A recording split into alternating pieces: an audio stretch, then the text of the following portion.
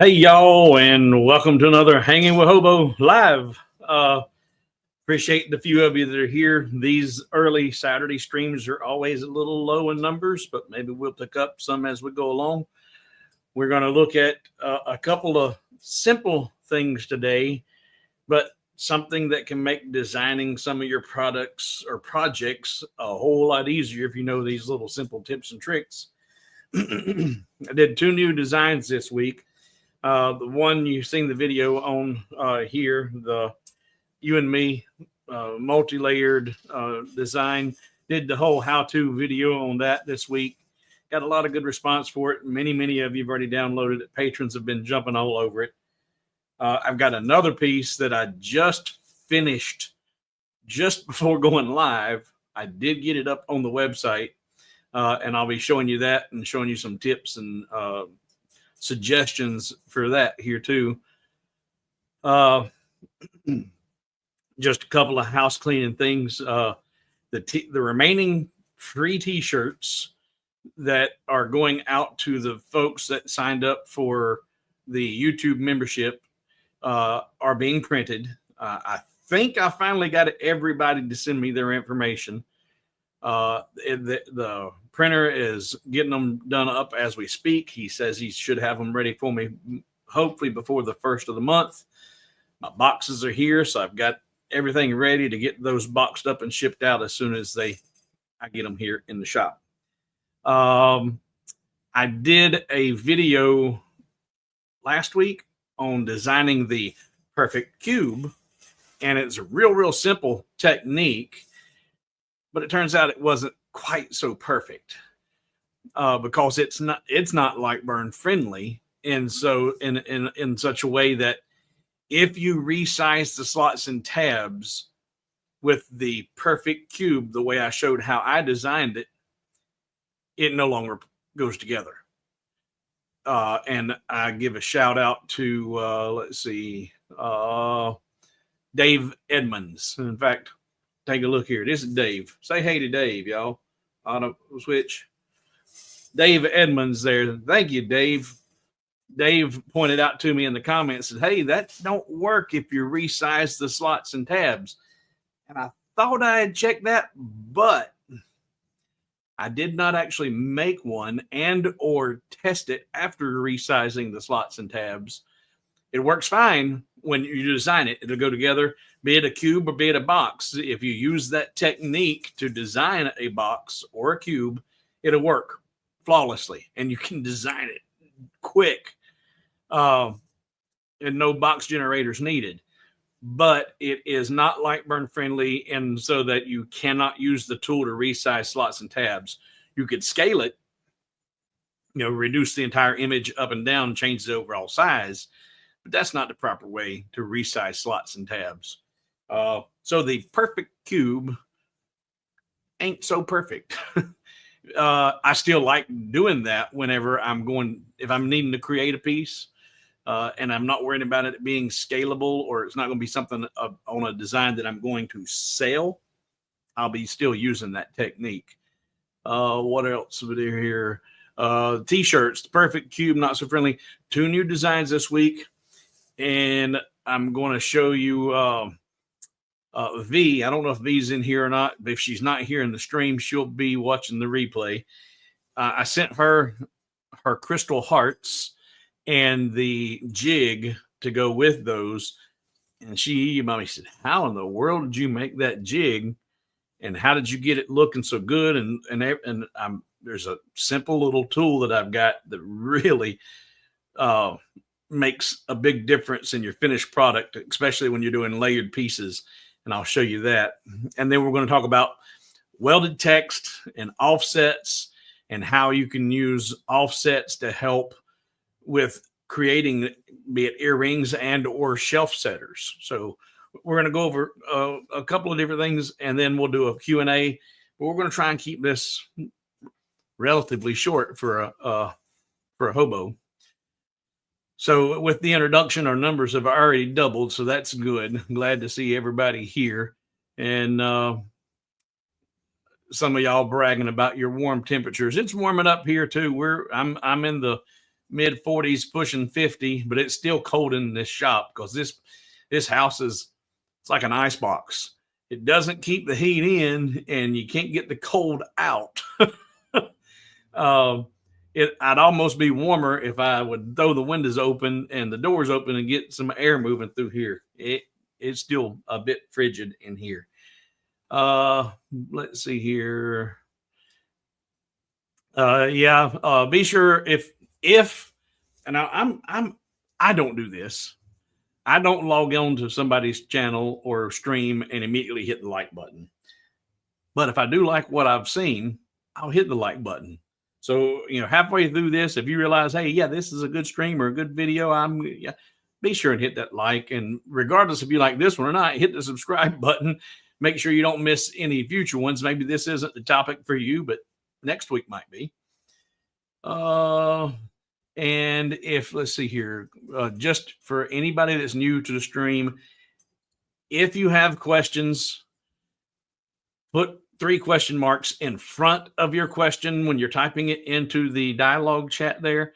And if you have a comment that's like, you need to correct me, or you just want me to see it and acknowledge it, put 3 exclamation points there in front of it.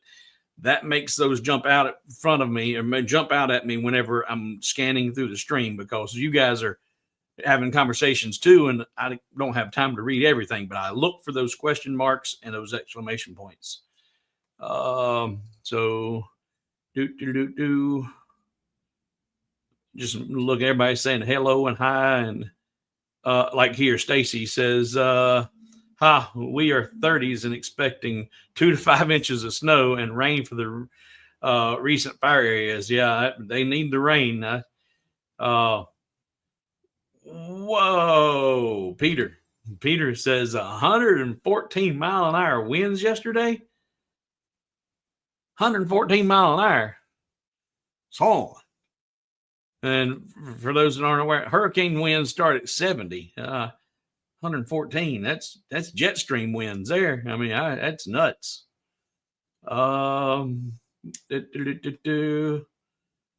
Okay, so I'm going to mark my position. I'm at the bottom of the comments here.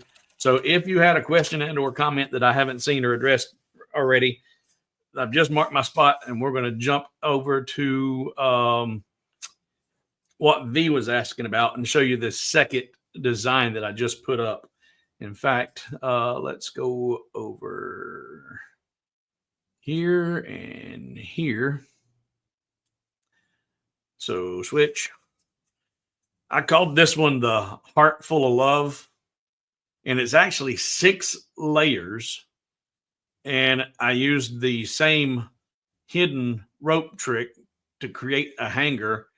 And the only thing about doing this style of hanger is you better put it on there and tie your knots before you put the top piece on that covers it up. Because once you glue, especially if you're using super glue, you're not going to go back and add your string after the fact. So be aware, if you're going to do that, at what point in the assembly process do you need to put that rope on there so you can still get it added?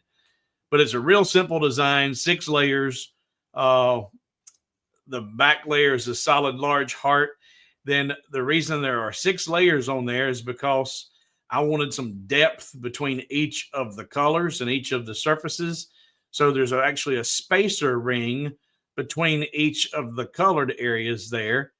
And in order to have the support for that outer offset of the top of each one of the heart layers, it had to be underneath it too. So getting that all correctly positioned, and it took just a little bit of time, but it turned out pretty good. You can do different colors, and if you didn't like all of the crazy love, you can, and that's included with the file, you could delete that. In fact, just for grins and giggles, here's what the file looks like.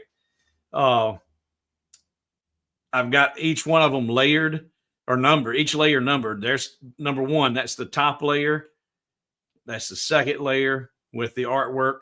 And then there's a toolpath right there, so that if you didn't like this love, then you can delete that and add any artwork you wanted.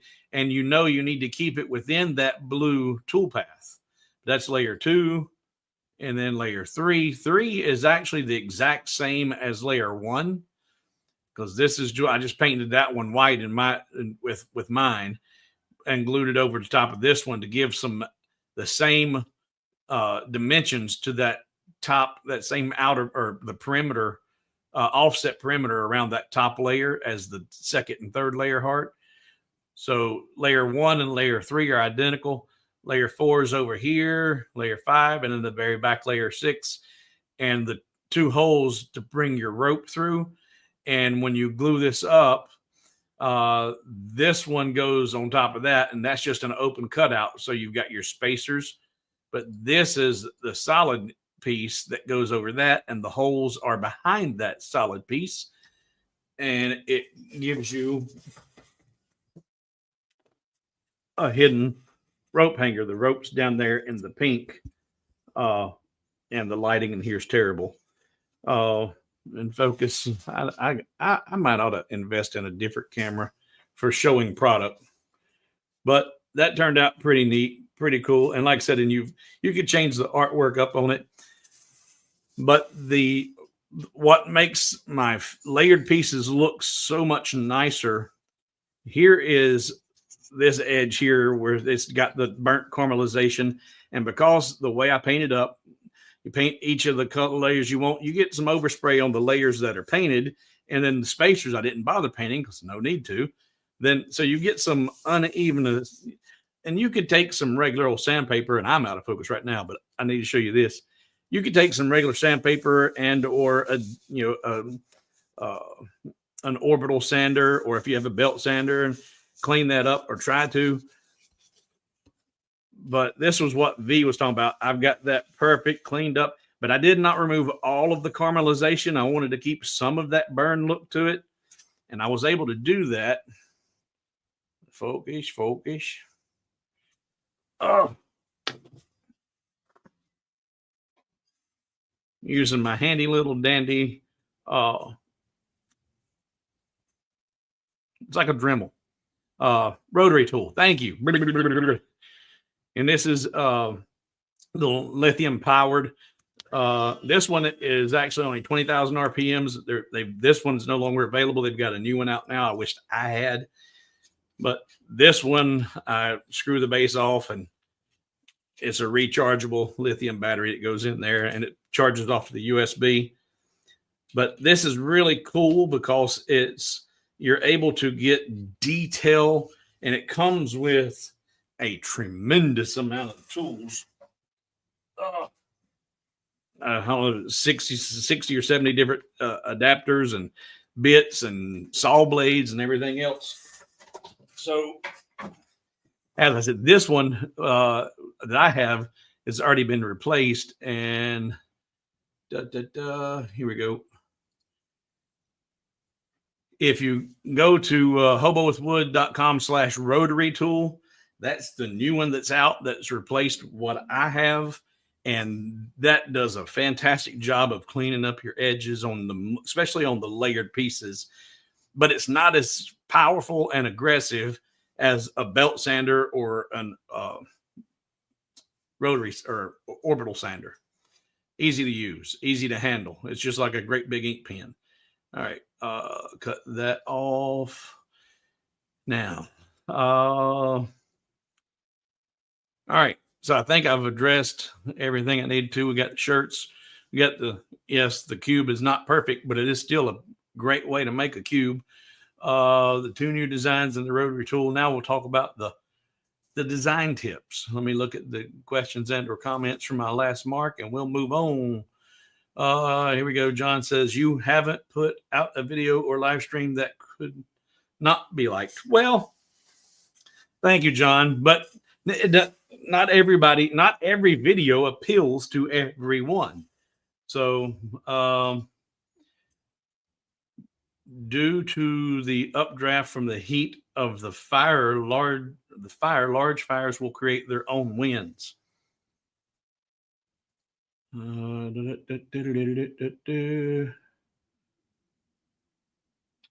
Okay. Marking again and moving on now. So in Lightburn, in your text area up there where you can select your different fonts, there are I think six different buttons up there, and they all do different things with your text. Some of you may be fully aware of what all of them do, and some of you may have never paid them any attention or used them.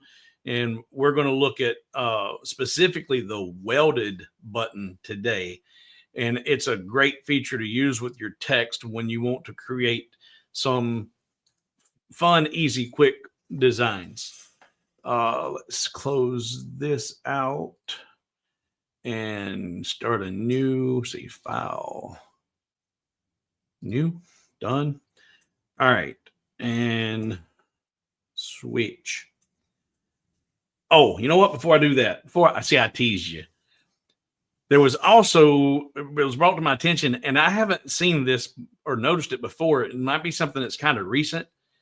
In the last video I did, I had some comments about the audio level, and the audio of me is fine until those ads come on, and then the ads are like 4 times the volume. I have no control over the volume of the ads, but I can control the volume of me and my videos and in this stream. And I've got levels, meters that I can watch when I'm editing my audio and before I go live. And I have those at peak on the meters. Do I sound okay to you guys in this stream now? Are my levels okay? Do you hear me fine?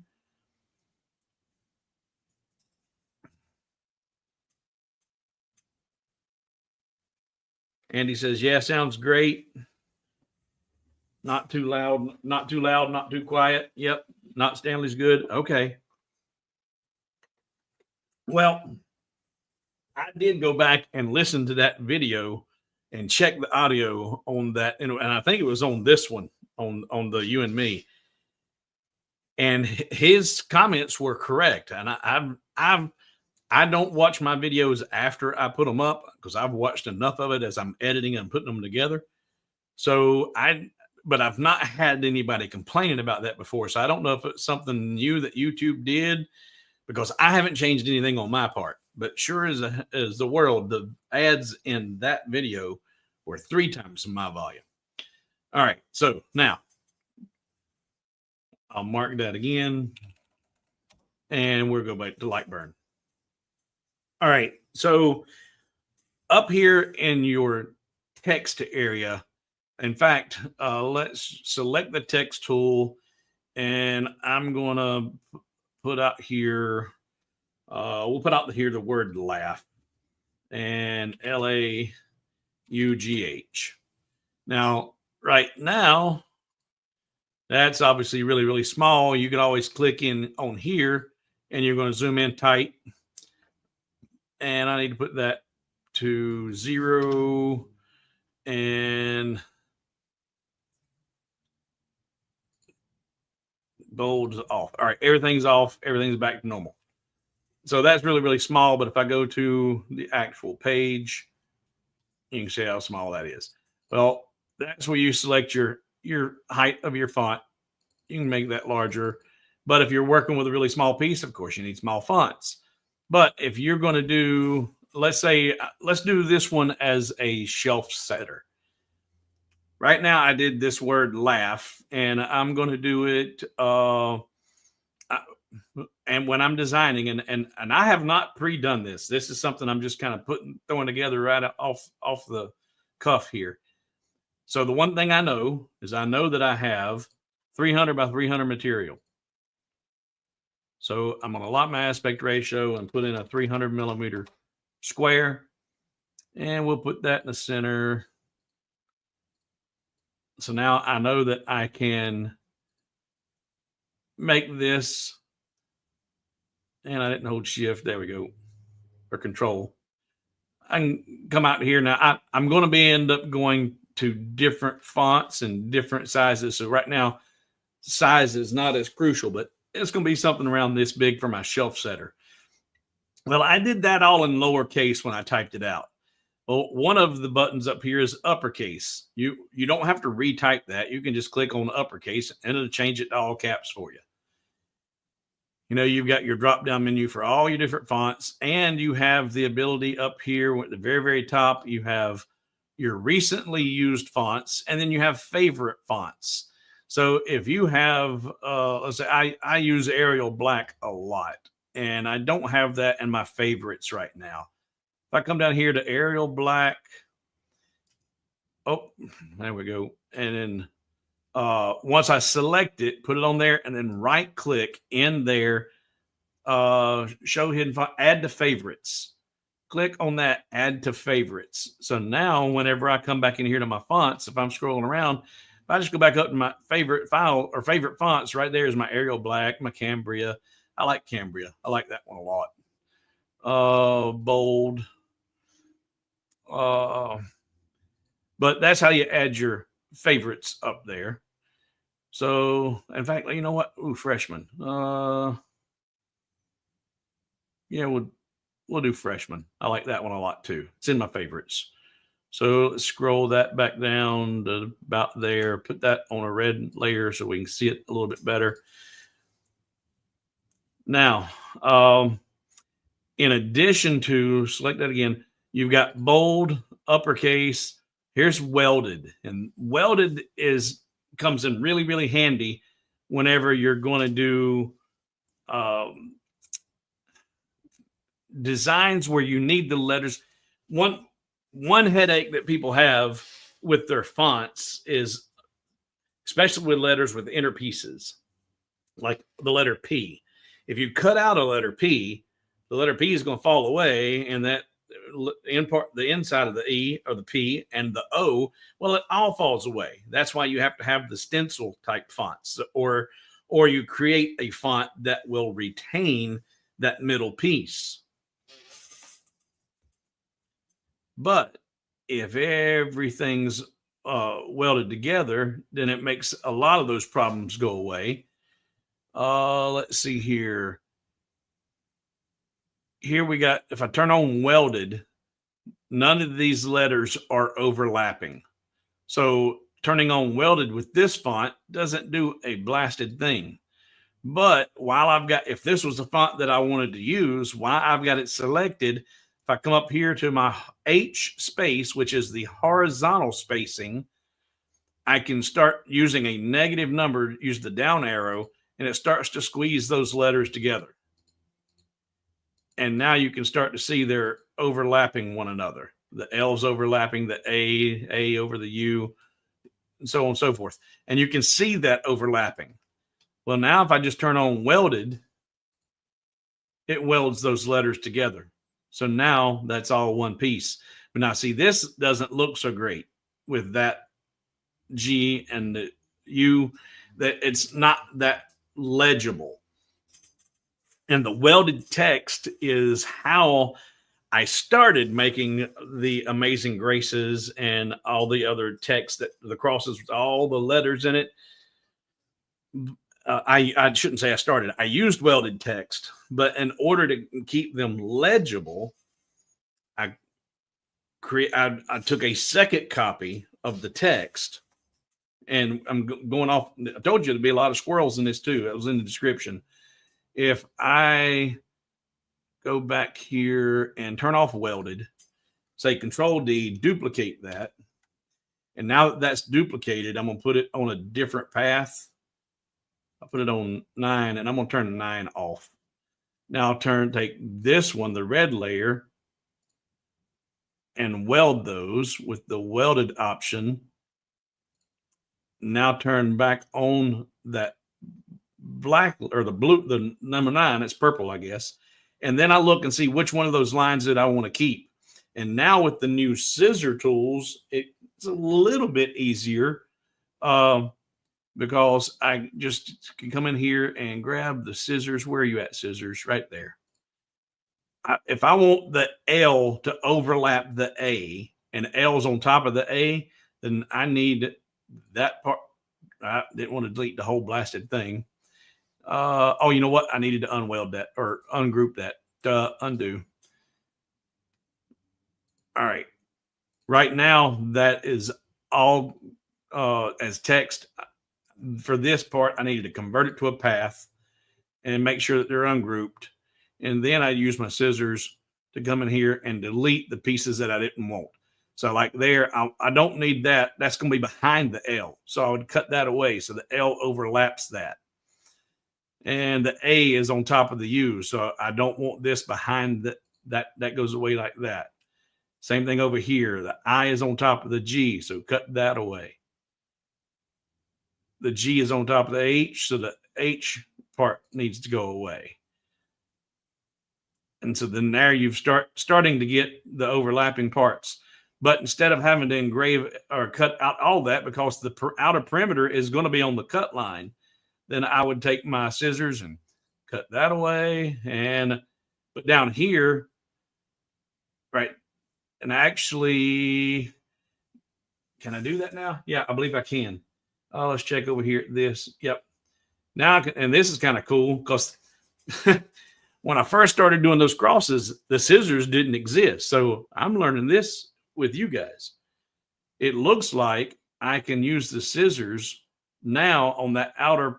Let's turn off the red layer. Make sure I'm not cutting the red one. Red one stays. Did I cut?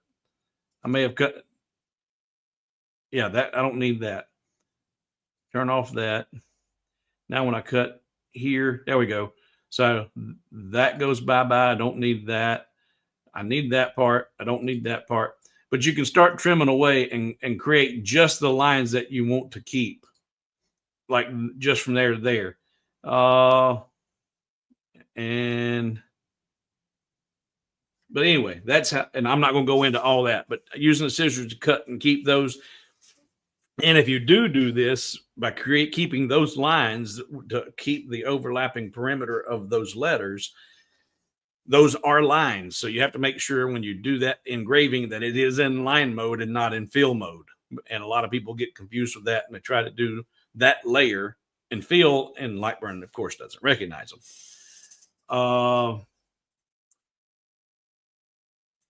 Beauty bubble or bobble beauty no bubble beauty bobble bubble blah, blah, blah, blah. Does the scissor tools trim a specific pixel length or portion? It trims the way it's supposed to work. The way I understand it, Beauty, is when you have two pieces overlapping one another, it will cut away to where it has its next intersection. And it also, the nodes that are in the design also will play a factor in what part of it cuts away. I'm still getting good with the scissors because I was really, really proficient with node editing before scissors ever came out. So I'm still learning and adapting with using the scissors. So I cannot, it's just like I was told in what was that? Third grade? No, might have been second grade. Miss Joy Thomas. Don't play with scissors. Don't run with scissors. And I don't run with my learning this. I'm taking baby steps, still figuring it out.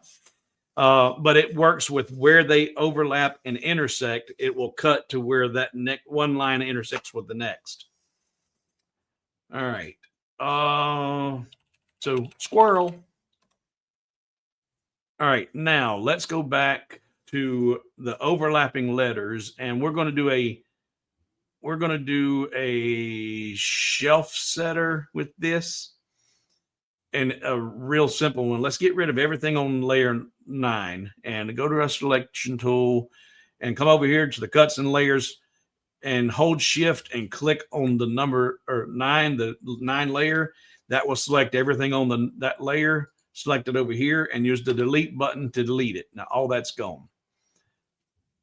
Now, if I want to make a shelf setter out of this, I can do this a couple of different ways. You could always just draw you out a rectangle.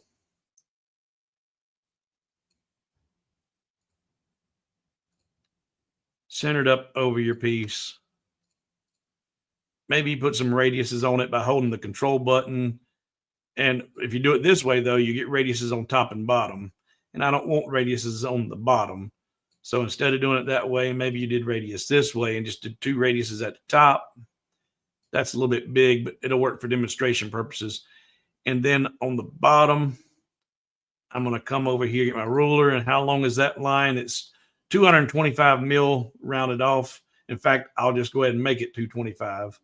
So I'll come up here and unlock my aspect ratio. Actually, you know what? We'll lock it back and say 225. Not 25, 225.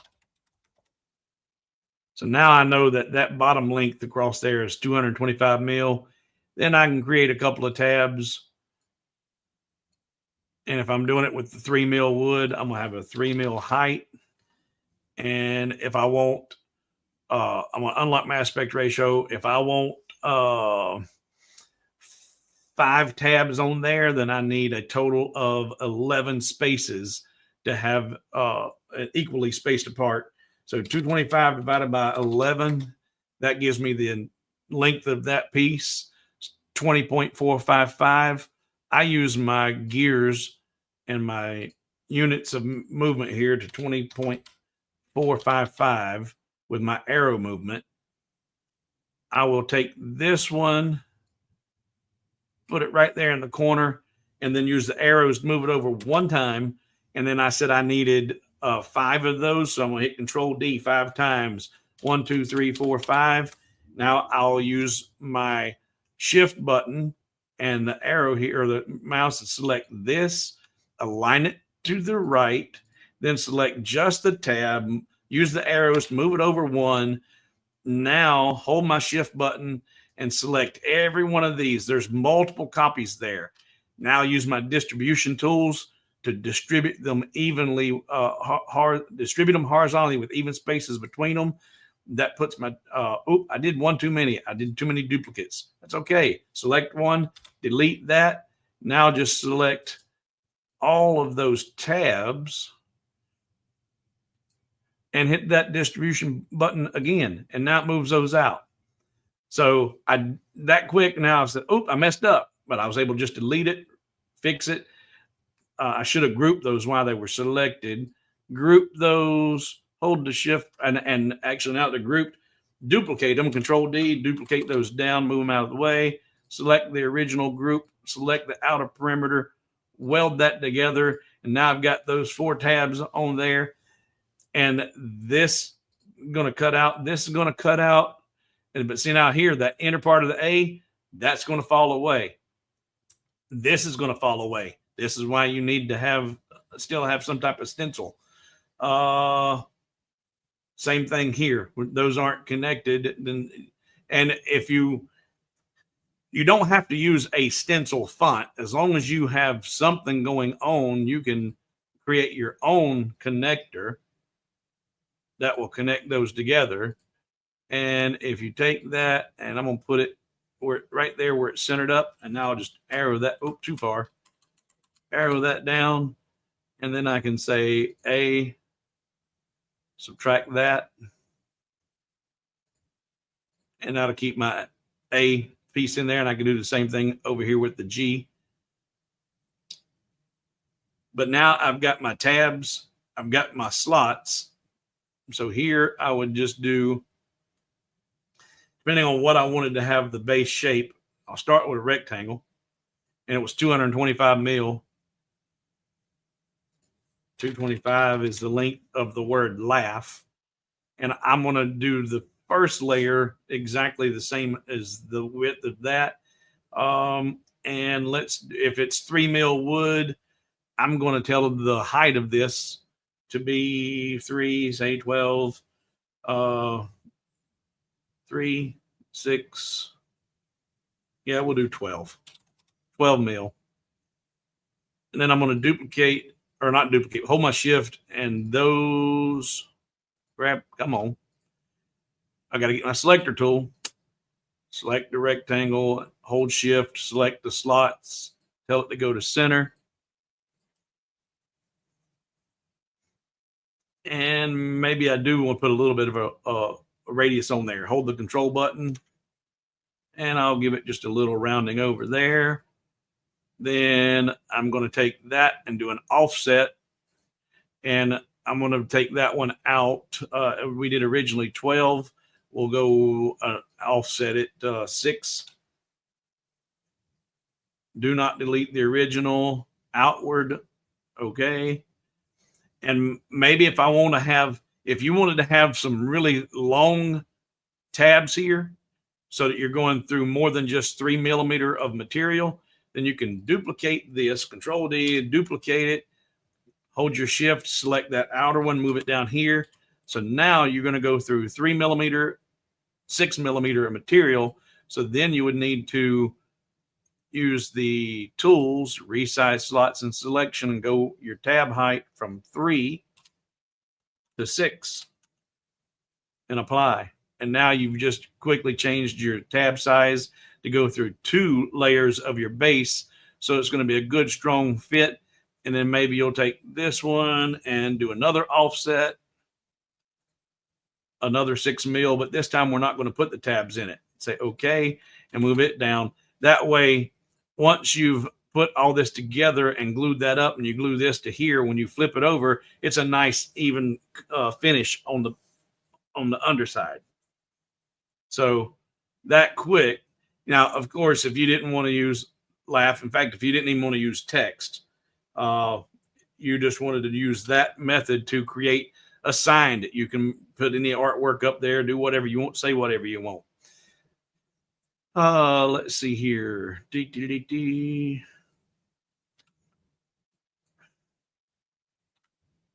And I'm going to look real quick for any questions or comments, anything I've screwed up here or messed up or confused anybody. All right. Found out the other day that if you hold the delete button down and then click on each object you want to delete, works better than trying to select everything, then deleting them. Now, I've not done that myself, but that would work. There's always another way in Lightburn, and it's what works best for you. That's, depending on, I guess it would depend on the design you're working with and how things are laid out. That could definitely come in handy if you're wanting to just pick certain things and not an entire group. I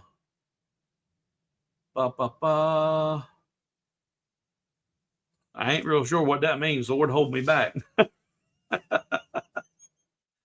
I would make my tab height something like 5.8. Yeah. Well, and absolutely. Because if you're not working with truly 3mm wood, then you allow for some gap there and for some glue squeeze out. And that's kind of just common sense kind of stuff you want to accommodate for your material thickness you're working and designing with. All right. Now, earrings. You can still use this welded feature with the text to create some kind of fun earrings. And these would probably be more for, I don't know. I guess it'd be anybody would wear them, but maybe more for kids, grandkids, high schools, cheer squads. If you want to make custom, cheer earrings. But there are a couple of different roadblocks and headaches to watch out for when you're doing earrings. And somebody posted in the Rolly Automation group on Facebook, they ask about how do they measure or how do they figure out the jump rings? And you would think that jump rings and earrings are pretty simple, but there's a lot to consider when it comes to your jump rings. Not any jump ring is going to work, and not all jump rings work on every design. And depending on what you're trying to do, you may need a couple of different sizes of jump rings. And then if you're going to be connecting pieces together, have multiple pieces of material, of wood in your design that are connected with jump rings before you get to your fish hook, there are things you have to think about there when you go to place the holes for your jump rings. So we'll talk a little bit about that too. Holding the button down works for several functions, inserting nodes in node editor and etc.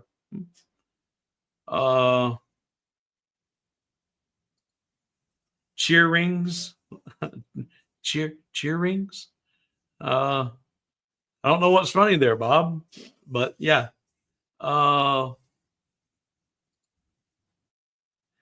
Might be common sense for some folks, but not for all. I was just, oh no, yeah, no, hey, I encourage this. I encourage the feedback, but I have enough issues trying to cover things and get into too many squirrels. If I tried to cover every single thing about every single possibility, man, we would we'd just be live 24/7. There wouldn't be no 5-hour live. We'd never go off there.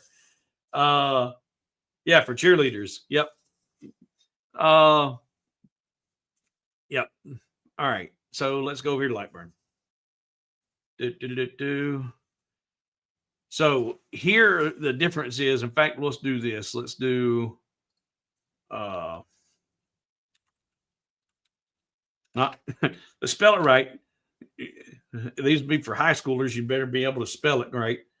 All right. So if you're doing it that way, that's an awful long looking earring, or so these would probably be vertical. So you're going to come down here and I'm going to put my vertical spacing back to 0 or horizontal 0.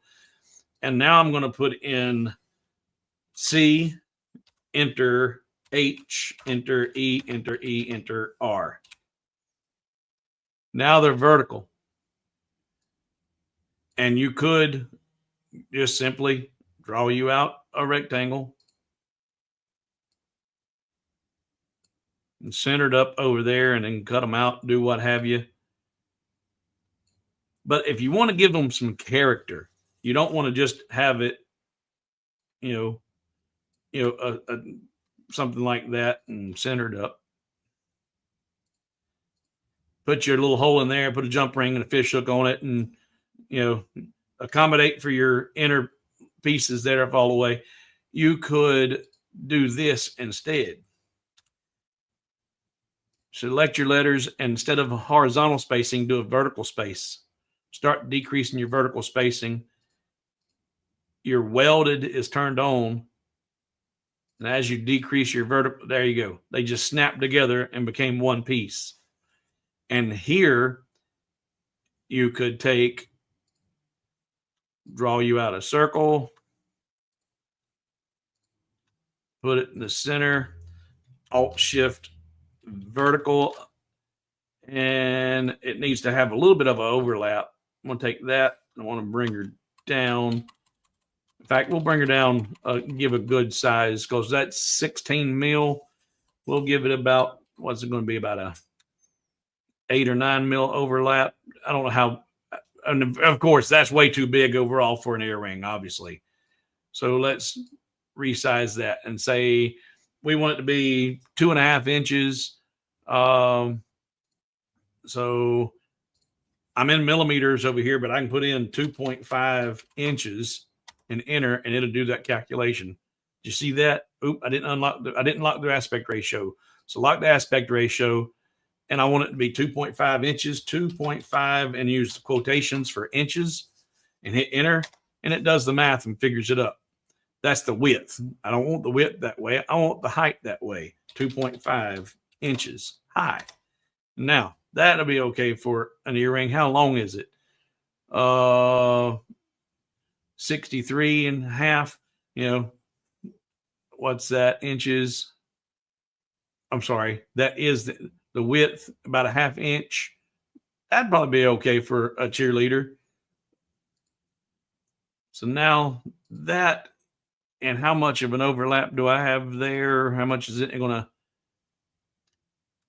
from here to here?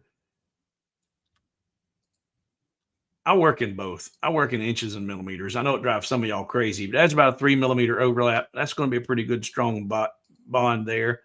But before I weld that together, I'm going to come in here and do an inward offset of, I got room for 2, No, what is the cancel that metric? So it's a 3 millimeter overall. So most of your jump rings are about a millimeter or a millimeter and a half in the diameter of the actual ring. I'm gonna come in here, inward 1.2 millimeter, and say okay. I'll weld that to my shear.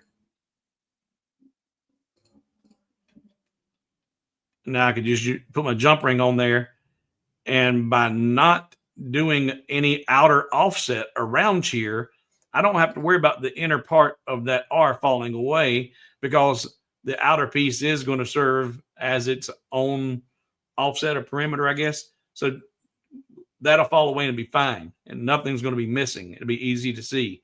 You could go in and put in some lines for engraving. Use your pencil tool and black. Oh, didn't want to change all that. Go back there. These priority matters. Deselect, select my layer, select the pencil tool, come in there, right there, shift from there to there. Same thing. And here it's going to need to be in the middle of those E's. So there to there.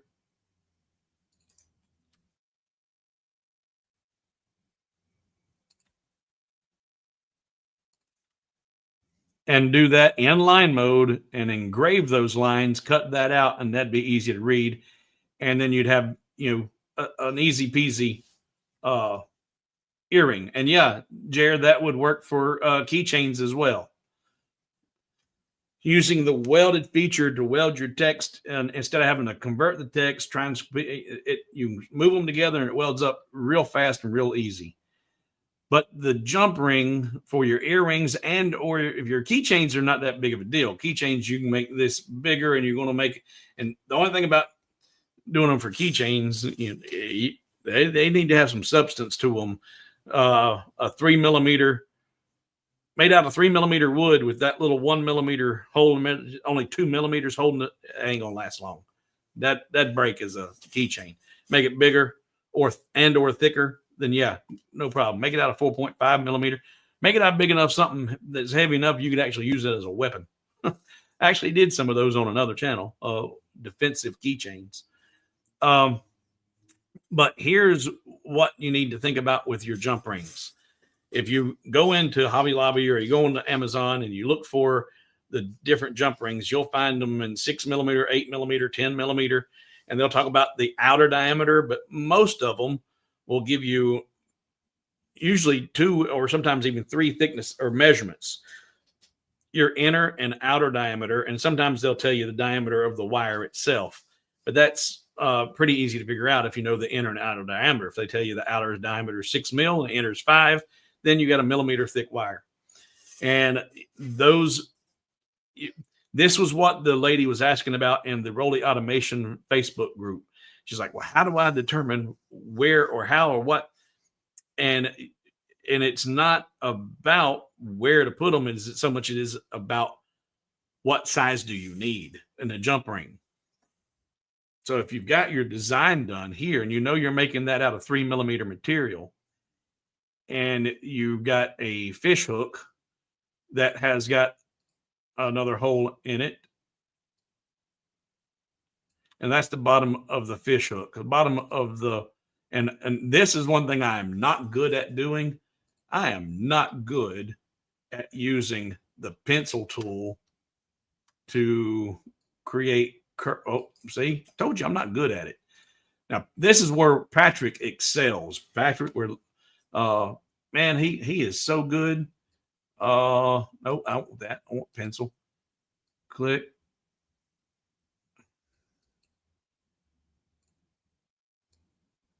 He can do it like that and start drawing curves, and there we go. Something like we're going to fudge it. There we go. That's close enough. You know what we're talking about. Durr. So if there's a fish hook and there's the hole in the bottom of the fish hook, how big does this need to be? How much space do you have to have? What's it going to look like? Well, if you've got a 5 millimeter, well, say you've got a 6 millimeter jump ring. Let's make that 6 mil. And it's a 1 millimeter wire. So it'd have an offset inward of 1 mil. Gives you the 5 millimeters. There's the actual jump ring. If you're looking at it, from its side profile, I guess. So if that's the case, let's group that together. And if I move that over here, then I need to make sure that that is going to have room for my jump ring. I'll make sure I get that. Yeah, that's 1 mil. And that's so that's awful tight. So I might take that out, because if I grab the very center, or let's grab, come on. Nope, there we go. There's the bottom. So there's not a whole lot of room for that, for any kind of swinging and swaying of that earring to move on that hoop. And then you would be able to use that tool to kind of center it up and say, okay, there's what should look like. But then I might need to take that and make it a little bit bigger, because if the holes are too tight and you don't have room for that to flex and or sway and it gets stuck, well, if it gets moved a little bit, if it's no longer hanging vertical and it gets out here to 45-degree angle and it can't move on that ring, well, it's going to stay out there on that ring, at that angle. So you need to have it sloppy and loose so they can flail around and be flirty. So you got to know the question. She was like, well, how do I position those holes, or how to measure them? Well, you got to know what the dimensions are of your rings, and then you create your design around that, and or you order jump rings depending on how you want your design to work.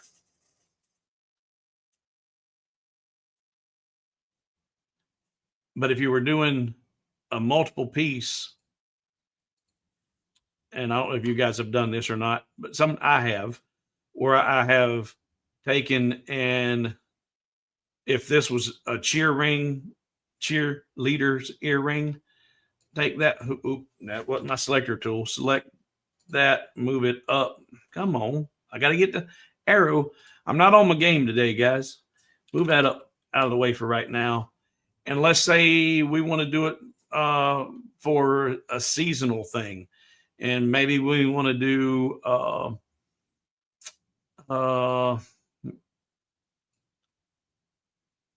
sport. And I'm not going to bother doing all the artwork, but maybe that was a basketball, and you could either get you an SVG or you could draw out a basketball.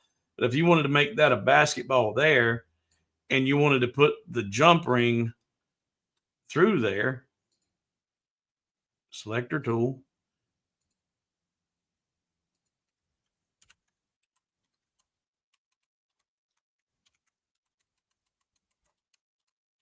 So where do these need to be placed? You don't want this to be too fragile, so you want to make sure it's up far enough away from the edge of material that you've got a good strong piece. And then you've got, okay, now this is where it gets to be crucial about having the right size jump ring.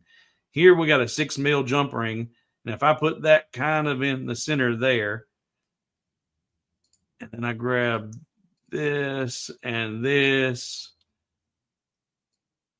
and move it down to where she's there, you see how close these are starting to get together. You would want to go to a little bit larger piece, or maybe you do want them that tight.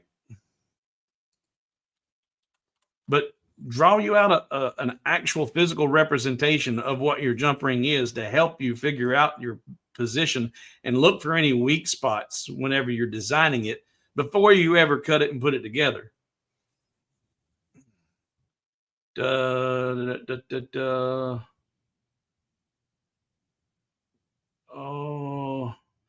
Megaphone.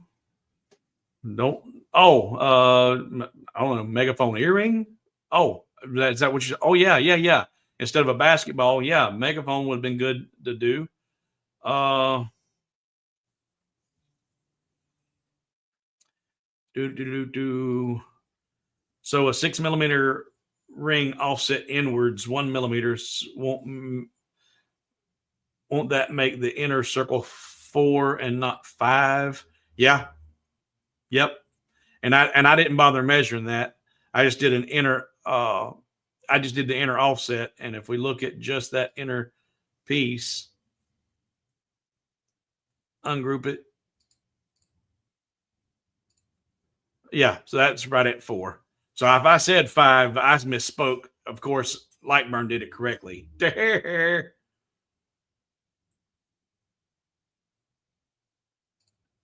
Stud on a basketball. Don't know what you're talking about there. I'm a little bit lost.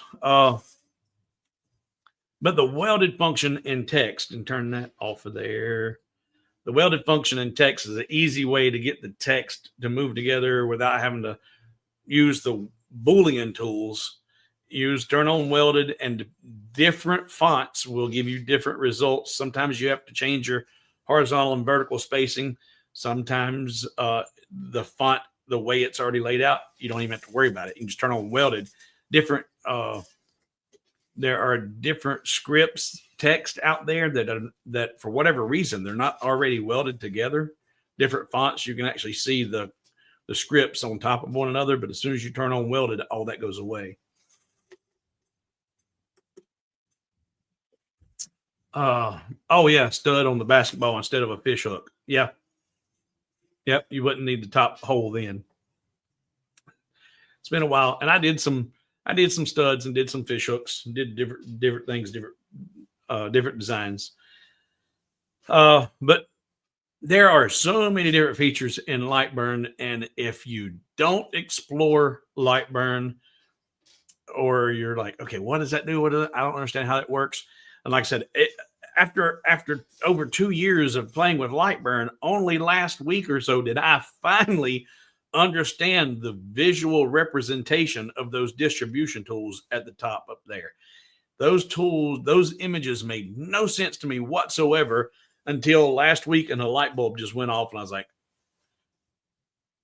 okay, now that makes sense. But somebody designed it that was thinking out of a different side of their brain than I normally do, and I just couldn't grasp it, but now I do. And now I used them all the time, but I always, which one do I want? I can't remember. I can't figure it out by looking at it, but I got it now. Play with those tools, see what they're doing. And if you go to one of the tools, I hit it too many times, go back, go to Lightburn. Here we go. If I select a couple of these so that,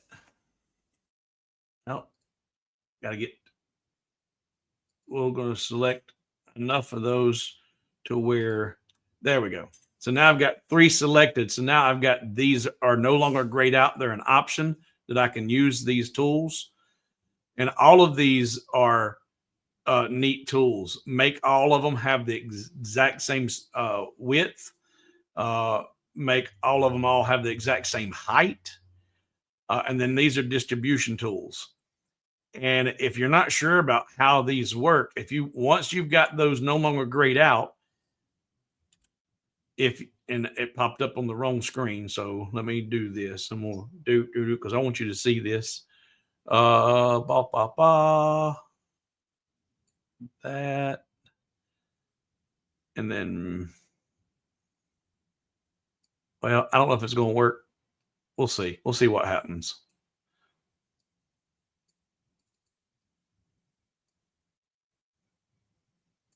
And Lightburn again. Let's see. Lightburn. All right. Now, switch back over here. If you hover over, and I've got a dual screen right now, and that's why it didn't do what I wanted it to do. If I hover over that, there we go, and I hit F1, it will automatically go to Lightburn's documentation. for that particular tool. It'll tell you how in detail those work. So hover over the tool, hit F1, and you will get your Lightburn documentation for that tool. Oh, questions, comments.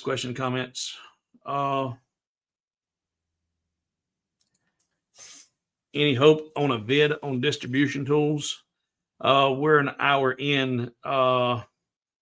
That red straw sucking in that moonshine and not RC. No, this is I needed a pick me up, and this is Mountain Dew. And Mountain Dew for me is my coffee. The caffeine in Mountain Dew will jack me up. So Mountain Dew. I'll do a real quick demonstration, not Stanley, on the distribution tools. Delete.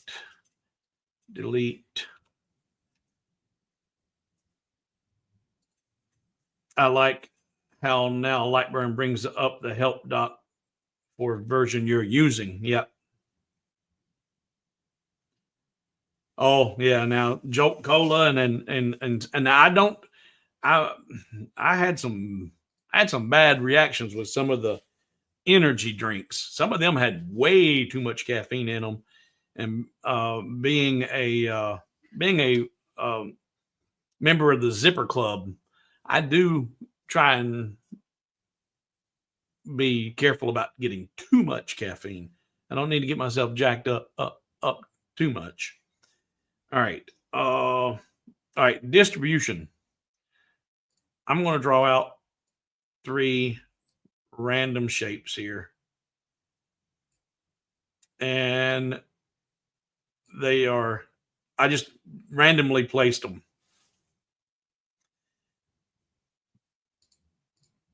I have 4 shapes here, different sizes. Now, all of these tools up here do different random things. If I'm working within a square or a rectangle, there we go, and I say, you know what? I want to have this one to be exactly right there, that distance from the edge of the material, and this one needs to be this far from the edge of the material. And if I want to have this one up here, needs to be that far away from the top, and this one needs to be that far away from the bottom. But now I want them all equally distanced apart from each other by placing this one as my, think of it like bookends.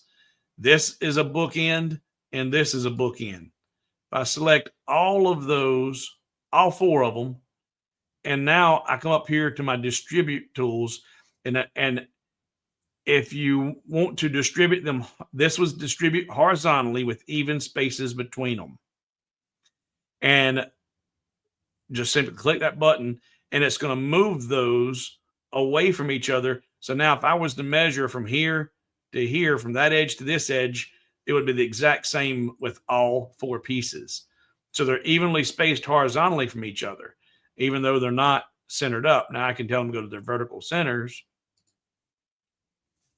and then hold shift and put those in the center of the piece. Oh, I didn't mean to center them up bullseye. I meant to just tell it horizontal center. There we go. But maybe you didn't want them all on the horizontal center, but you did need them spaced evenly apart on their horizontal centers, but not centered up with each other. And the way I finally understood that, and I went over this briefly, and I'll do it again just in case you weren't here and you didn't see it. In fact, we'll use a circle.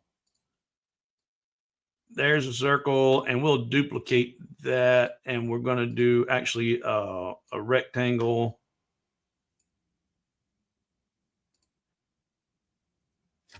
And put it on the horizontal centers, and then Alt Shift H, put them up again. There we go. Now I'm going to Control D, duplicate that, bring it over here, and I'm going to flip it over. Now I use circles instead of rectangles up that they've got here. But if you look at that, if those were rectangles instead of circles, it matches what that image looks like. And that's distribute horizontally with even space between them. So it's going to distribute your objects, your circles or your rectangles, whatever your object is, doesn't matter what it is. Any object that you select, it's going to put even space between them, moving those away from each other horizontally. So that's the representation of that. And then if we duplicate that entire thing, duplicate it.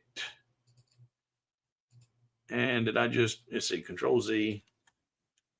Yeah. And come on. That didn't duplicate. Control D. Did those duplicate? Nope. Control D, duplicate.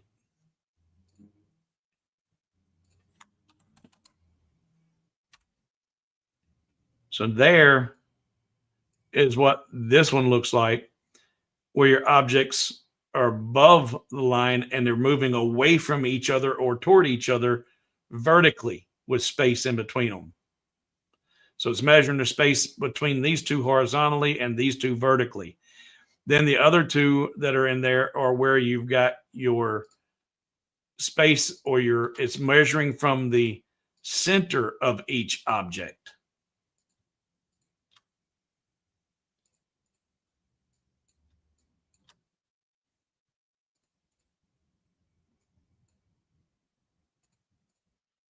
So it's going to move, same thing, it's moving these horizontally, but from each of them's center, vertically from the center of each object.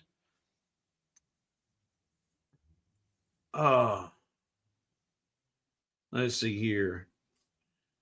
Does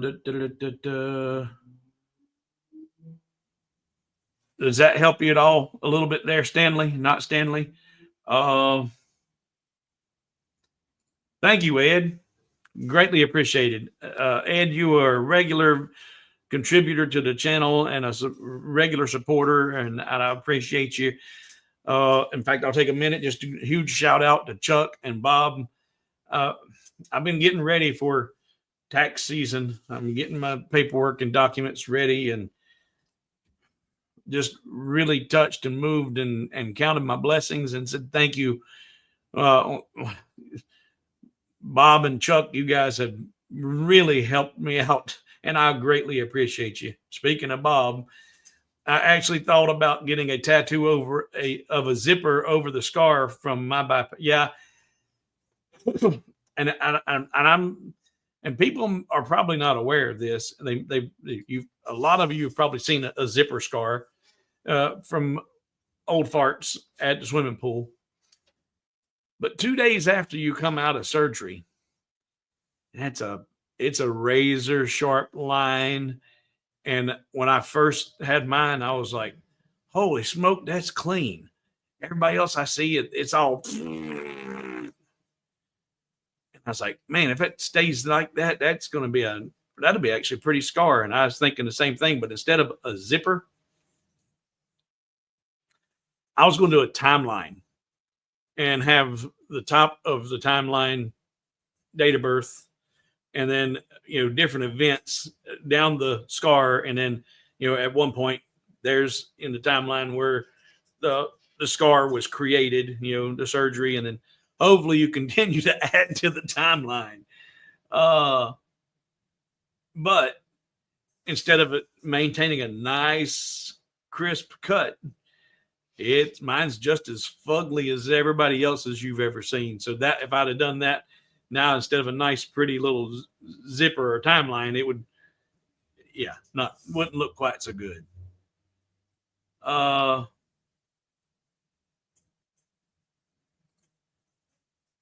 So you weren't familiar with the Zipper Club, Andy? Yeah, that's a club. I hope that I hope you never become any more familiar with it than you are at this point.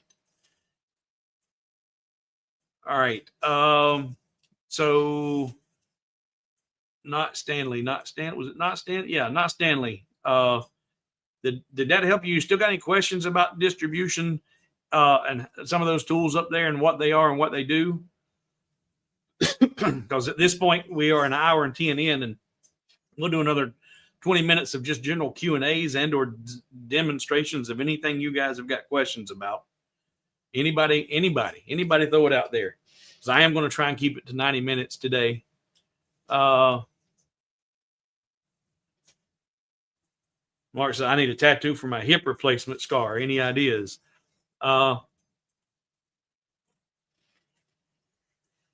have to put some thought into that one. I've not seen a hip scar.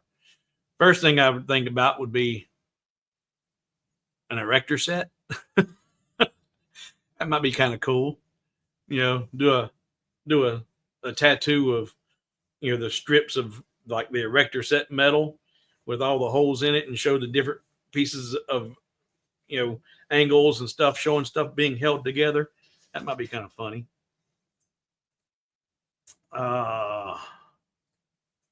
I'm not in the zipper club, but I do have a pacemaker. Yeah. Chris says, do it. Get you a scooter for the hip replacement. Cut a long dotted line. Yeah. Mark says it's a C-shaped scar instead of a straight line. So, yeah, I'd have to put some thought into that. I had a knee 4 times so far, and another one to come. Yeah, that's I've had one arthroscopic knee surgery when I was in between 9th and 10th grade that summer year. And my knees started acting up again. That same knee started acting up again probably 3 or 4 years later. And they just said it was going to be a nonstop ordeal. I didn't bother. As talking about back surgeries, you don't have one. You have your first one, and then it's follow up and follow up and follow up. I'm done with doctors. I am done with doctors. Good Lord will take me when it's my time, no matter what a doctor has to say. So I ain't gonna worry about it. It'll be what it'll be. And Ed, you're right. Getting old ain't for sissies. It ain't for sissies. Oh, that's pretty cool.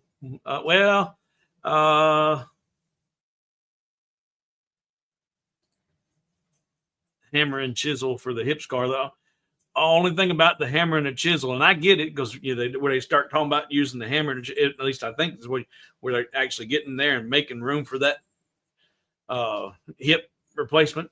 All the apparatuses, or what's the plural of apparatuses? All the pieces of the hip replacement. They actually happen to start. It's funny. You'll see they'll have a Craftsman toolbox in the surgery room. But with the hammer and a chisel for the tattoo on a C-shaped or a crescent-shaped scar, you might have to be careful, because that could look like the hammer and sickle of the Russian flag. And if you're Russian, that's fine. But that might be bad, or it could be good. It could be either way.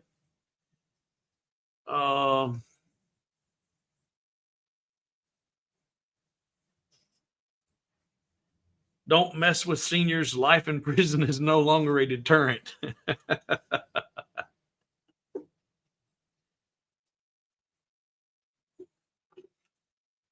Well, since 2011, mine was 14.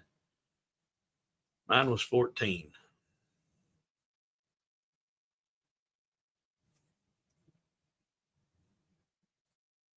All right, guys. If you don't have any questions for me, we're going to wrap it up, because I've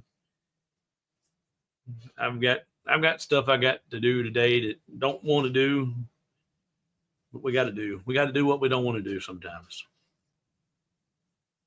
Now, wait a minute, Bob. You ain't that old. Since 2004? I mean, or since 2004? 2014. There we go.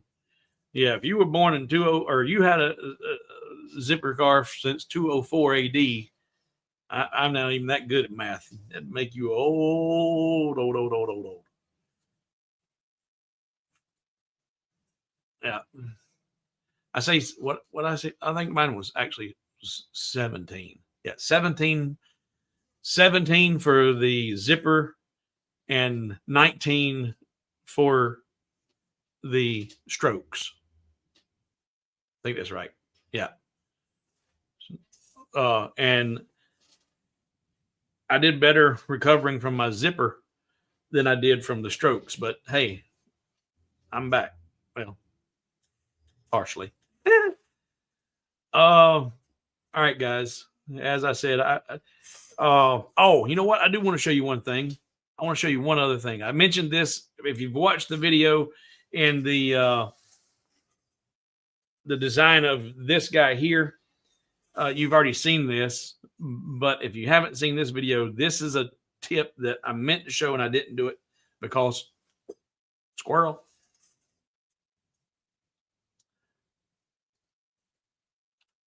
Sometimes you can get less than desirable results with your offset. If you're doing an offset, and let's do this one, we're going to use a fancy that's going to have a bunch of let's see. Again, I'm just off flying from everyone do that.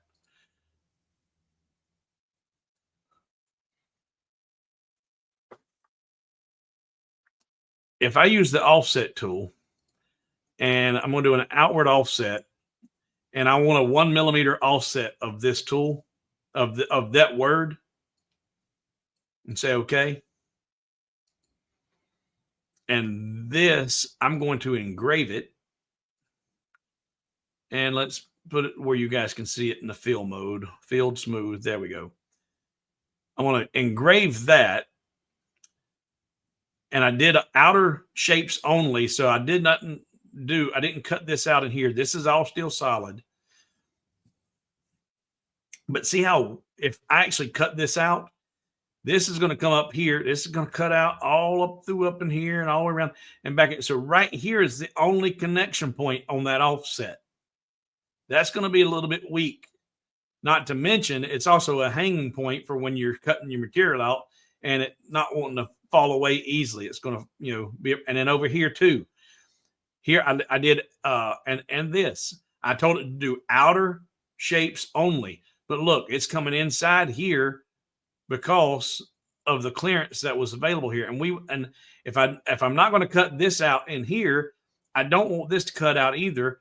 But at the same time, I only want a 1 millimeter offset.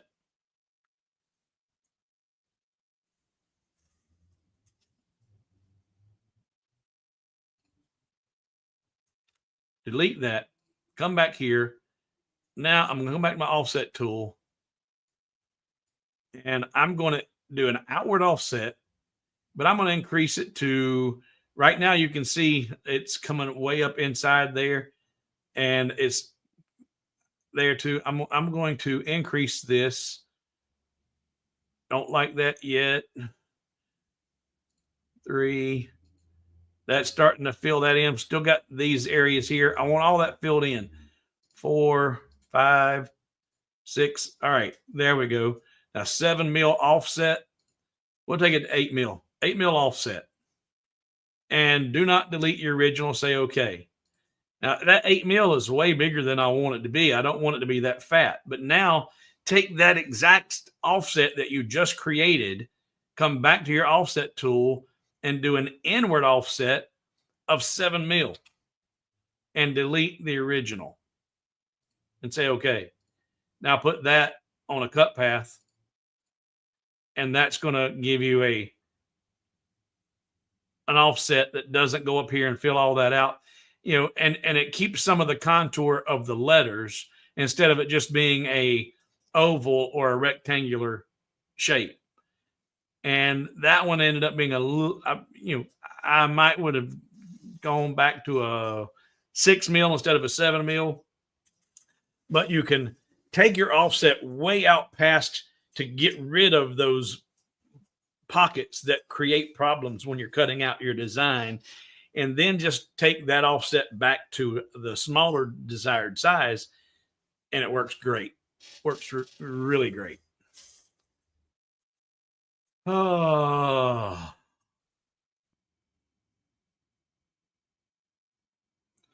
Okay, questions. A lot of questions. I got to go back here. Okay, there we go. Nope, I got that one. Cost of 201 plus tape in the USA, it's 114 in the 114 pounds. Is that right? 114 pounds in the UK. It depends. If you get that wide stuff here in the big roll like this, it's pushing 50 or 60 US dollars, I think. But I've had this same roll for a year and a half at least, and I've been taping the snot out of the. I've sold probably close to half of my crystal hearts, and thanks to somebody here in the chats or making the suggestion, I don't know if it was Carl or who, somebody suggested pre-taping those crystal hearts so that if you wanted to do some engraving on these crystal hearts, but you didn't want to buy a $50 roll of tape, or you wouldn't have to buy the big stuff for the hearts, you can get the little 6-inch roll. It's cheaper. They said, why don't you pre-tape them? And so I did. I've pre-taped. I've been taping hearts all week this week. I've sold nearly half of those hearts. So if you want to grab any of those for Valentine's gifts, they make really great gifts, especially if you want to do them for a granddaughter or something like that. Do a little Cupid or a little I love you, or love you, Papa, or whatever. Or you husband and wife anniversary dates. But I'm now pre-taping them and sending those out taped up. But this stuff is lasting me forever. But yeah, it's not cheap. But I can tell you from experience that I did not get the same results from other tapes. Some of the other tapes used different types of adhesive than natural rubber, and it would really gum up on the surface that I was engraving. Some of it was instead of a crepe paper, it'd be a vinyl, and the vinyl and with the laser and the burning, and you're talking about chlorine gas and all kinds of damage to the laser. And if you were in a room without ventilation, potentially deadly. So it's worth the money to know that you're not going to have a problem. You're going to get great results. Jeep says since 2008 and had 3 heart attacks. Well, I was having heart attacks I was walking around a dozen heart attacks and didn't even know that's what they were.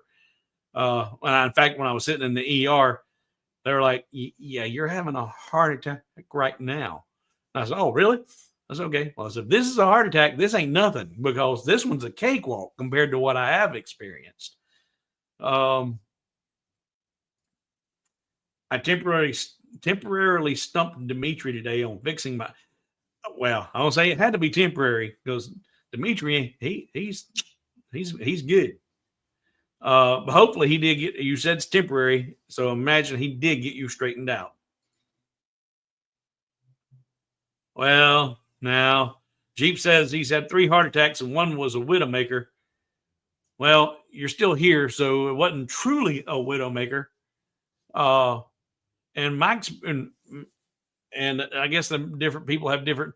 It's like my father's walking around with the widowmaker. When I hear widowmaker, he's got an aortic aneurysm. He's got an aneurysm on his aorta, and when that pops, that's widowmaker. There ain't no fixing it. Ain't no stopping. You ain't getting help quick enough. How long did it take to hand paint the sweetheart frame? It looks great. This guy right here, I was on the phone with with Craig Bell. He's I ain't seen him in the chat today, but he's here a lot, and he's one of my patrons and a regular supporter as well. But I was on the phone with him. I was on the phone, online in studio. Must have been a half hour, and in that time, I was able to paint the accent. So about 30 minutes to paint all of the trim pieces, and those I did, all 4 of the corner pieces I did by hand using the paint pens right there, which are the hobowithwood.com/paint pens. And they did an excellent job. Oh, okay. He's having to investigate and try again Monday. So you do have him. He is temporarily still stumped. Well, I tell you what, you can rest assured, and I don't even know what your problem is, and it doesn't matter. Whatever the issue is, they'll resolve it. I have never seen a company that does as well as Rotary does when it comes to product quality, customer satisfaction, and resolving issues. I've seen sometimes where if it's certain thing might happen, it's like, okay, well, yeah, this can be fixed by doing this or this, but you know what? Instead of going all that, I've seen him send out a new module or send out this instead of having to go, he says, okay, that could be resolved by doing this, but they'll throw the baby out with the bathwater and just say, here, sorry, you had the problem. You're in good hands. And I think you know that he'll get it straight one way or another. All right. Question marks. If you use the array tool, is it possible to edit the result? If you did 3x3, but you meant to make 3x4. Yeah, you can. In fact, where we at? We're at 127. All right. Let me delete this, delete that. And you did a 3x3, but you wanted 3x4. Switch.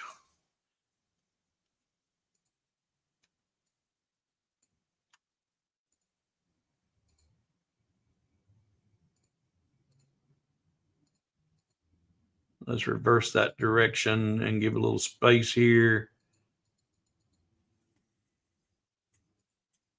All right, so I got a 3x3 grid, but you wanted it to be 3x4, and you've already done now in your array. If you're using the array tool, you probably are already aware of all this, but you pay attention to what all these functions do, and just a minute to brag on myself. The random orientation in the grid array, that come out of here. That was my suggestion, and that's a really neat feature in the grid array. But if you create the 3x3 and you don't group them and you don't select the results, then it's going to stay with your original piece.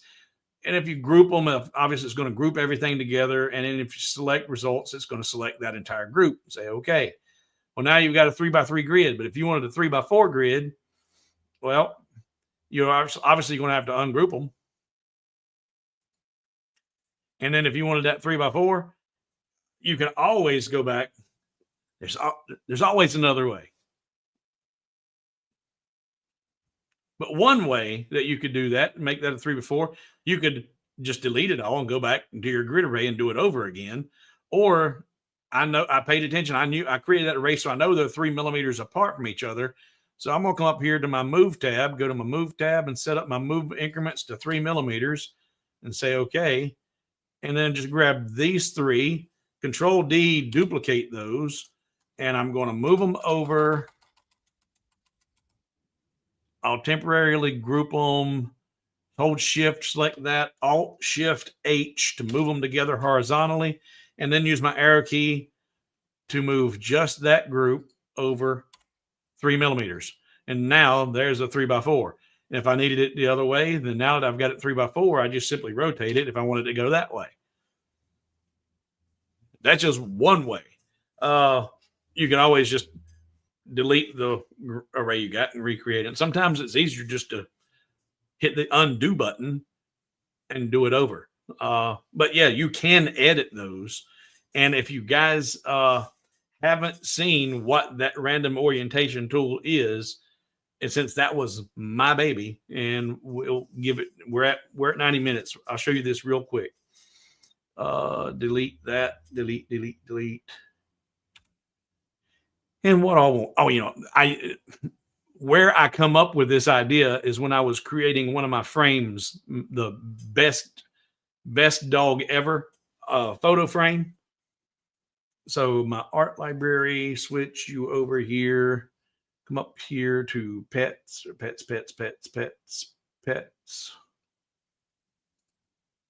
There we go. My dog print.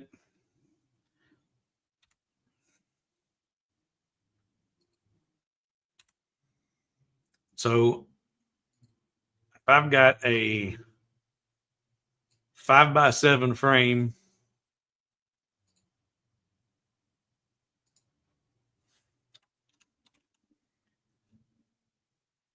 Control D, duplicate that and make it 4x6. Oh, and I'm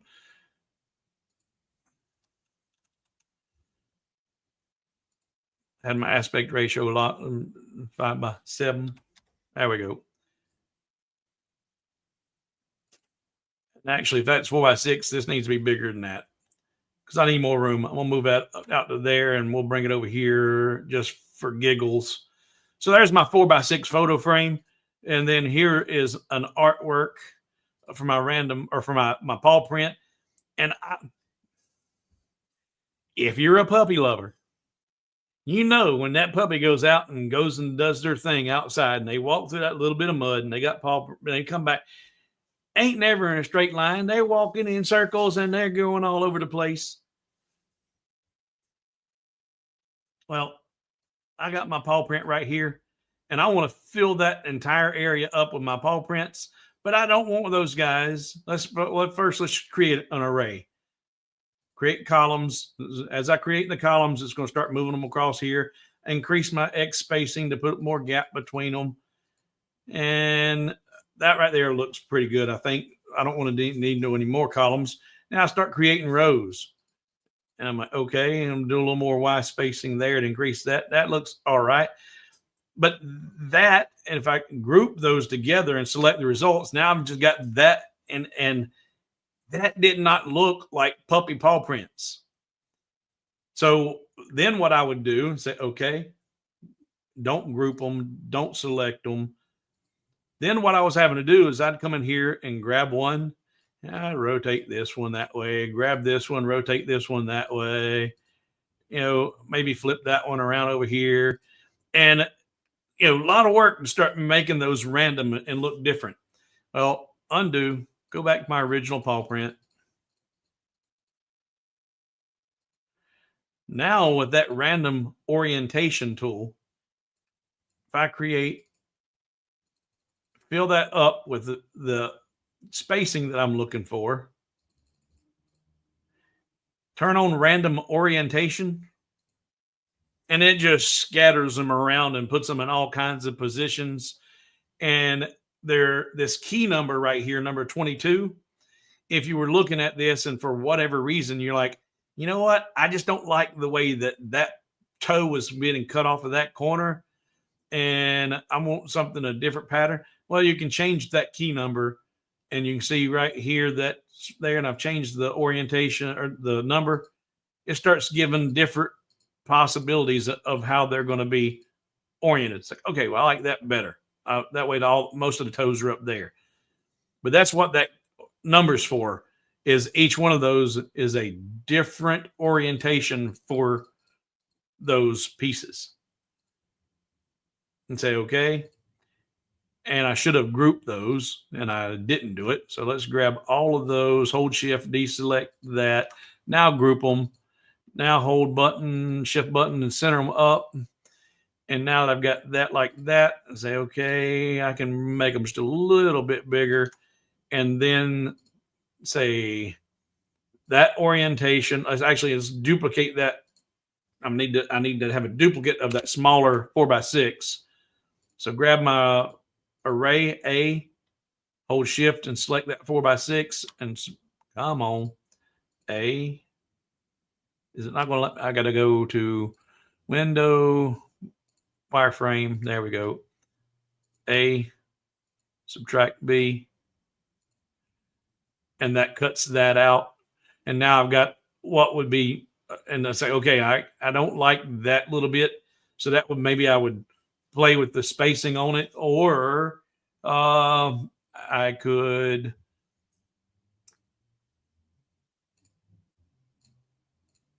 we'll make it just a little bit bigger, or a little bit smaller. Anyway, you can play with it, but that's what the random orientation tool is. That's really cool in the array tool. And that came out of this noggin right here. I've got another one too. In fact, I haven't sent it to Lightburn yet. I'm going to ask you guys about this. And then if I get enough positive response from you, if you think this might be kind of cool, I will send it on to them and say, hey, make this happen. And what it is delete flag, or actually accents. There we go. Switch. I've got this idea. If I've got this star in here and I do the array, the random's turned on. We'll leave it off right now so I can just see it. Get my rows.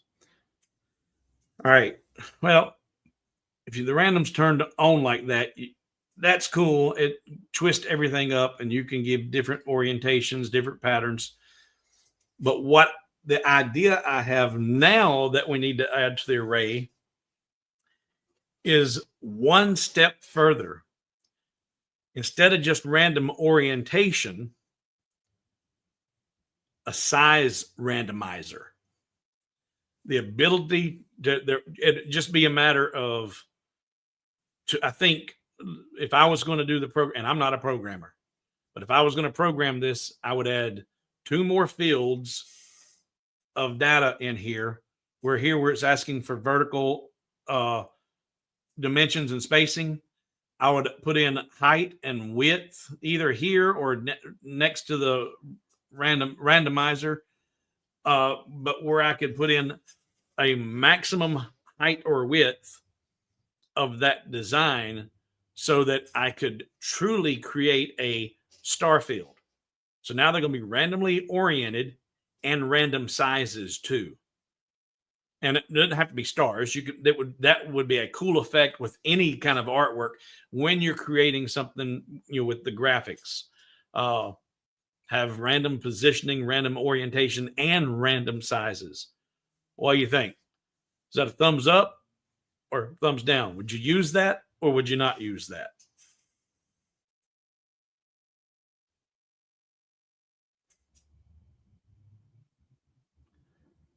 And I'm looking for questions and comments and looking for your feedback. Sweden 45, if you use the array tool, oh, we did that.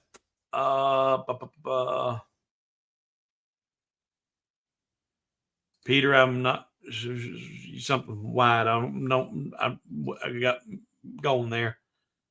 Are the settings available for the hearts? Haven't started mine yet. This did you not, Jim? Did you not receive an email from me with the file for the jig? I should have sent you a file with the jig on it. If you ordered 10 or more of the crystal hearts, you'd have actually got a physical jig with your order. But even if you didn't order 10 or more, I should have sent you an email that had the Lightburn file showing you how I made these. And that Lightburn file has the settings in it. And I can pull that up here. Okay.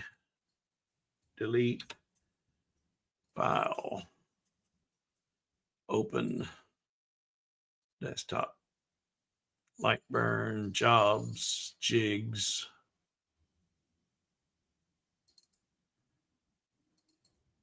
You should have received this file from me. And if I put this back in fill mode, there we go. So the physical jig itself consists of one layer in this shape and in 3 layers of 3mm. All of this is made out of 3mm wood. So you got 12mm of material thereabouts. If you just give or take a fraction of a millimeter, not a big deal. But 3 layers like this with this one on top. And then here's all the information. Don't forget the 3M201 plus tape. I engrave a mirrored image on the tape side. Tape side goes up, and I'm doing a mirrored image on the tape side. This layer has the settings I use to engrave these using a 10-watt diode, and that's over here.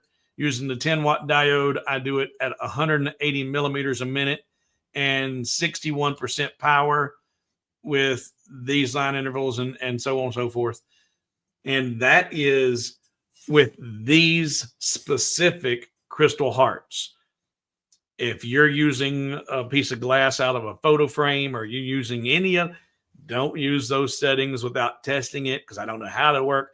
Might be too much heat, crack your glass, or not enough heat, don't know. But these are really, really thick. And so you can get by with 61% power at that low speed. Doing it with thin glass, that may be too much power and crack the glass. But with these hearts, those are the settings. And if you don't have that file, email me at hobowithwood@gmail.com and I will send that file to you. But I tried to reply to everyone when I ship the hearts. I reply with a email that has your tracking number and that file that has the settings in it.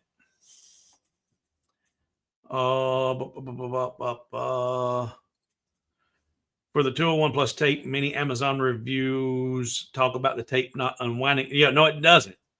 It's crepe paper, but that's why it's safe for your lasers, and that's why it's and the crepe paper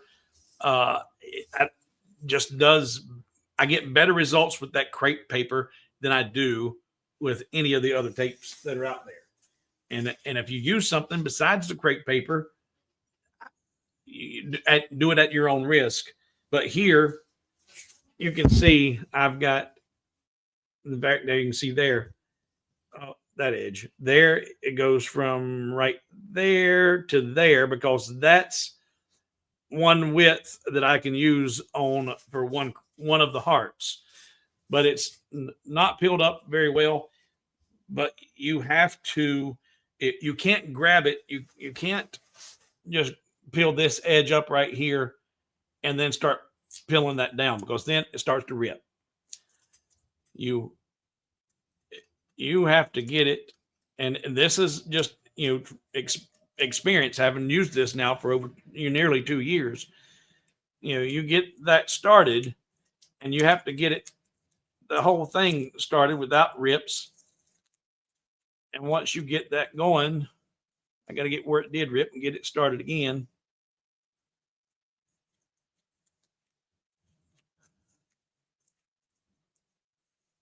Then it's going to come out. There we go. All the way in one width without tearing. But you can't use it like packing tape. You can't just grab it and go at it. You have to use it with tender, a little bit of TLC, a little tender love and care. But once you start that, and like I said, now it ripped there because that's the width of my paper that I use for the tape. So it was already pre-ripped right there, and it's got another rip right here. But once I get the size that I need for one heart, I will rip that down. And I've got a piece that I can apply to a crystal heart. You want to do it without any bubbles. And then for the ones that I ship off, I take a razor and just trim all that excess off so you don't have any overhang anywhere.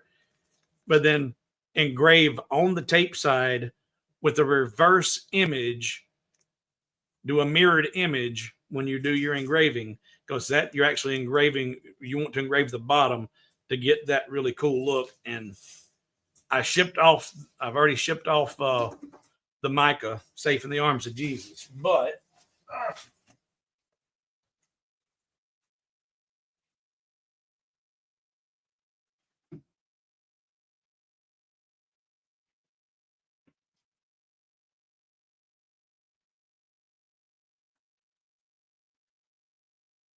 I've always got pieces that waiting on people to pick up. In fact,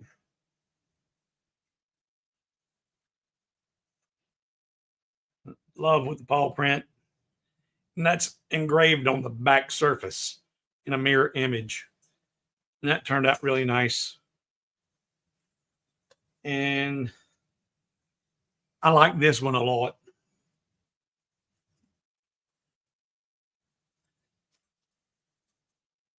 A lacy floral pattern in the heart.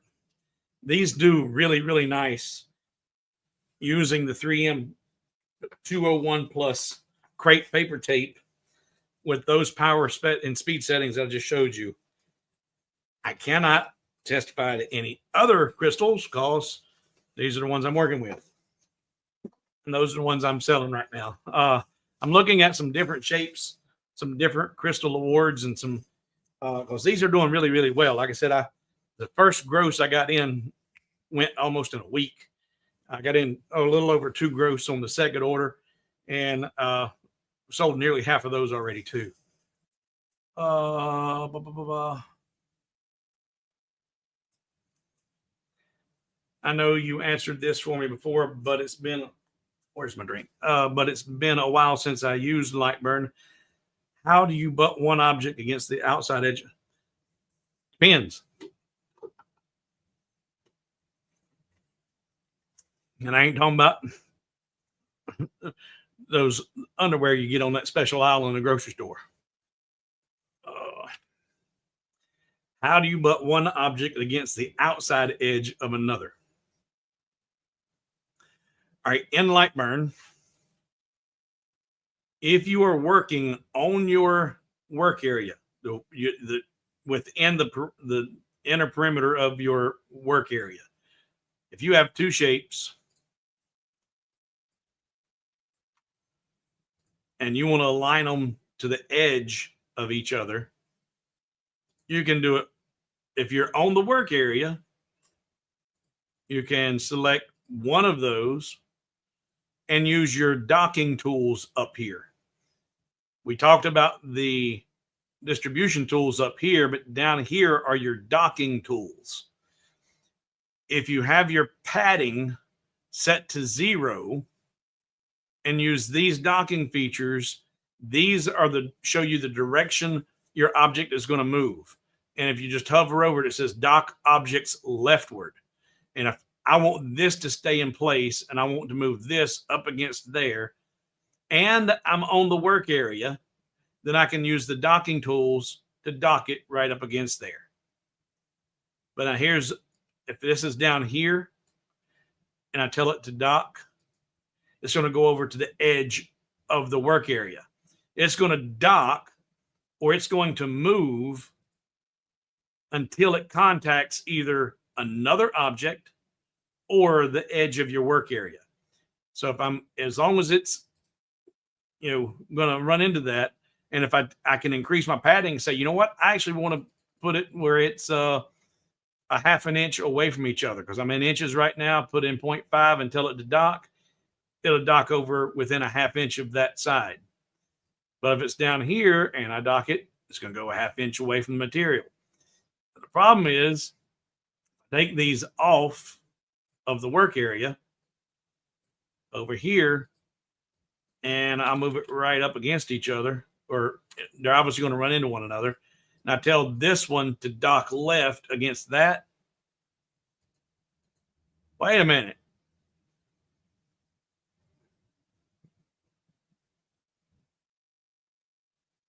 Lightburn might have fixed something. They're always making changes. This didn't used to work. If you were off of the work area and you told it to dock, the docking tools would only work on the work area. But they're working off the work area. This is new. Used to, you couldn't do this. But now with padding at 0, tell it to dock left, it'll dock right up against each other.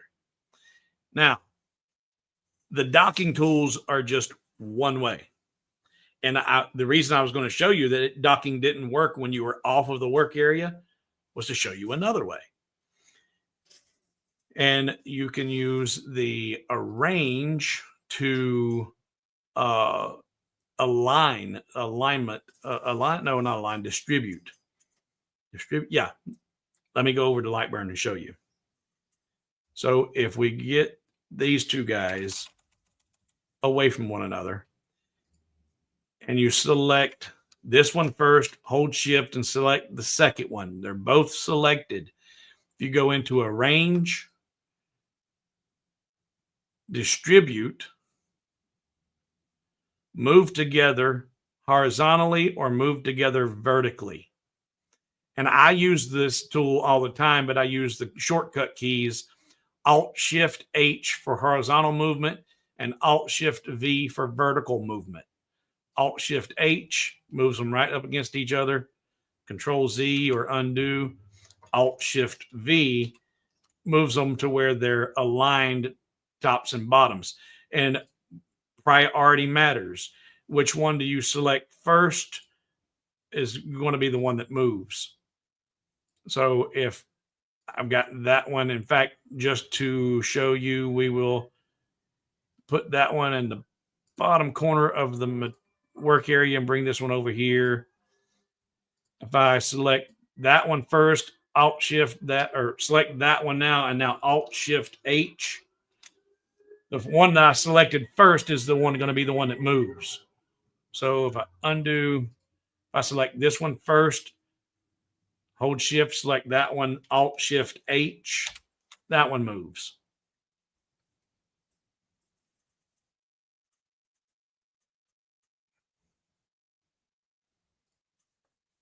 Does that help you, Minion? Those are just two ways.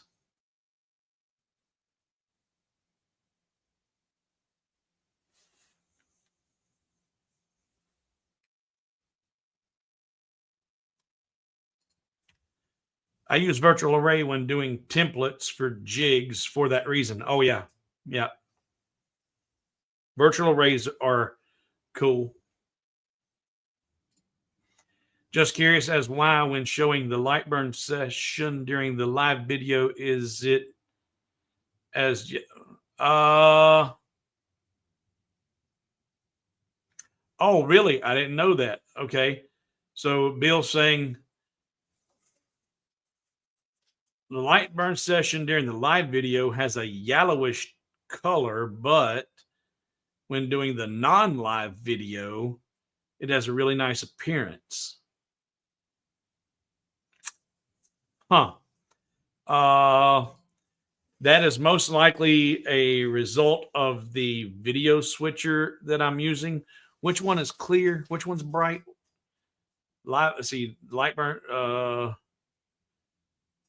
Lightburn during the live has a yellowish color. So yeah, right now I am, when I'm switching back and forth between screens, I've got two different monitors, which is irrelevant. But for the stream, what signal I'm sending to the stream is going through a switcher. And this is not a cheap switcher. It's a, I forget the brand, but Phil World. There we go. It's a Phil World L4 video switcher that has got all kinds of buttons and gadgets, but it's expensive. And I tried to save some money. You could get it on, in fact, just for giggles. And we're 2 hours. I'm 5 minutes. I'm out of here. And unless you guys got questions, you're going to keep me going. Let's see here. Switch. We'll go to here, here, here, Amazon, and switch Fill World L4.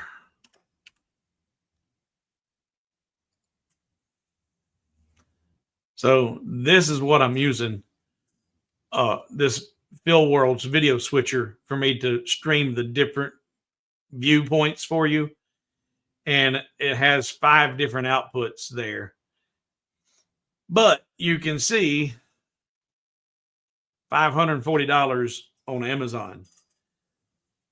I don't have a $540 budget to where I can make my videos look pretty for you. So I shopped and I shopped and I shopped, and I think it was on I got it on Alibaba, and it was considerably less money, but I've been told that the things you get on Alibaba, they're not. Well, it might say that it's Fill World L4 and it looks just like it, but they're counterfeit. Because while I've got 5 output buttons on here, they don't all work. The switcher don't work like it's supposed to. And when I'm using it, it has a yellow tint on that one channel that's going out. Yeah. So it's because I'm using a knockoff. I think that's why.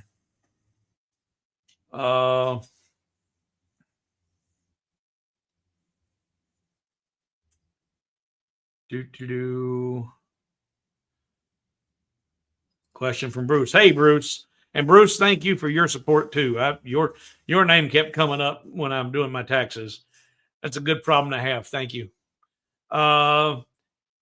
Did you put the Crystal Heart display box in your? Did you put the Crystal Heart display box in your? About that? When you buy the Crystal Heart, it comes in the box. It comes just like you see it here.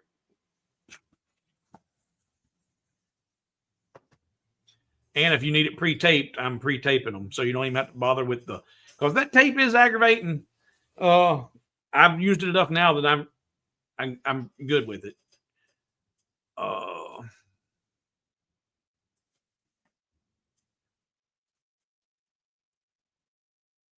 Then add progressive rotation next.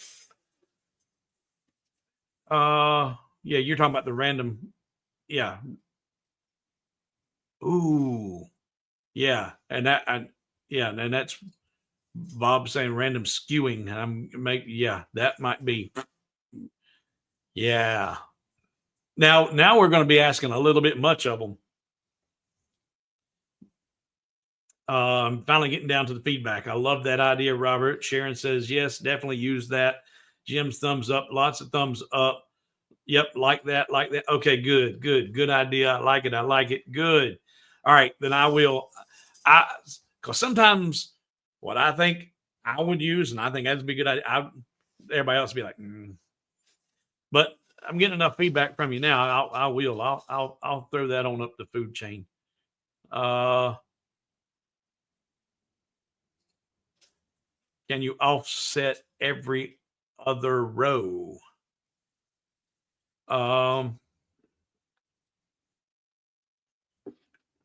Can you offset every other row in an array? Once you've created the array, you could just, of course, it can't all be grouped, but just grab the columns that you need or rows that you need and then do the array. There's not a way to do it within the array tool. Can you offset every other row? I'm guessing that's what you're talking about, Jeff. But yeah, once you've got the array tool, it's just a matter of making sure that they're ungrouped as a whole, and then grab the columns that you're wanting, and then just do the arrays. You could do, if it was a 4x3 row or a 5x3, and you wanted 1, 3, and 5 to have offsets, then you could select all 3 of those columns at once and do an offset of all of those, and it would create that offset at one time. They'd all be identical.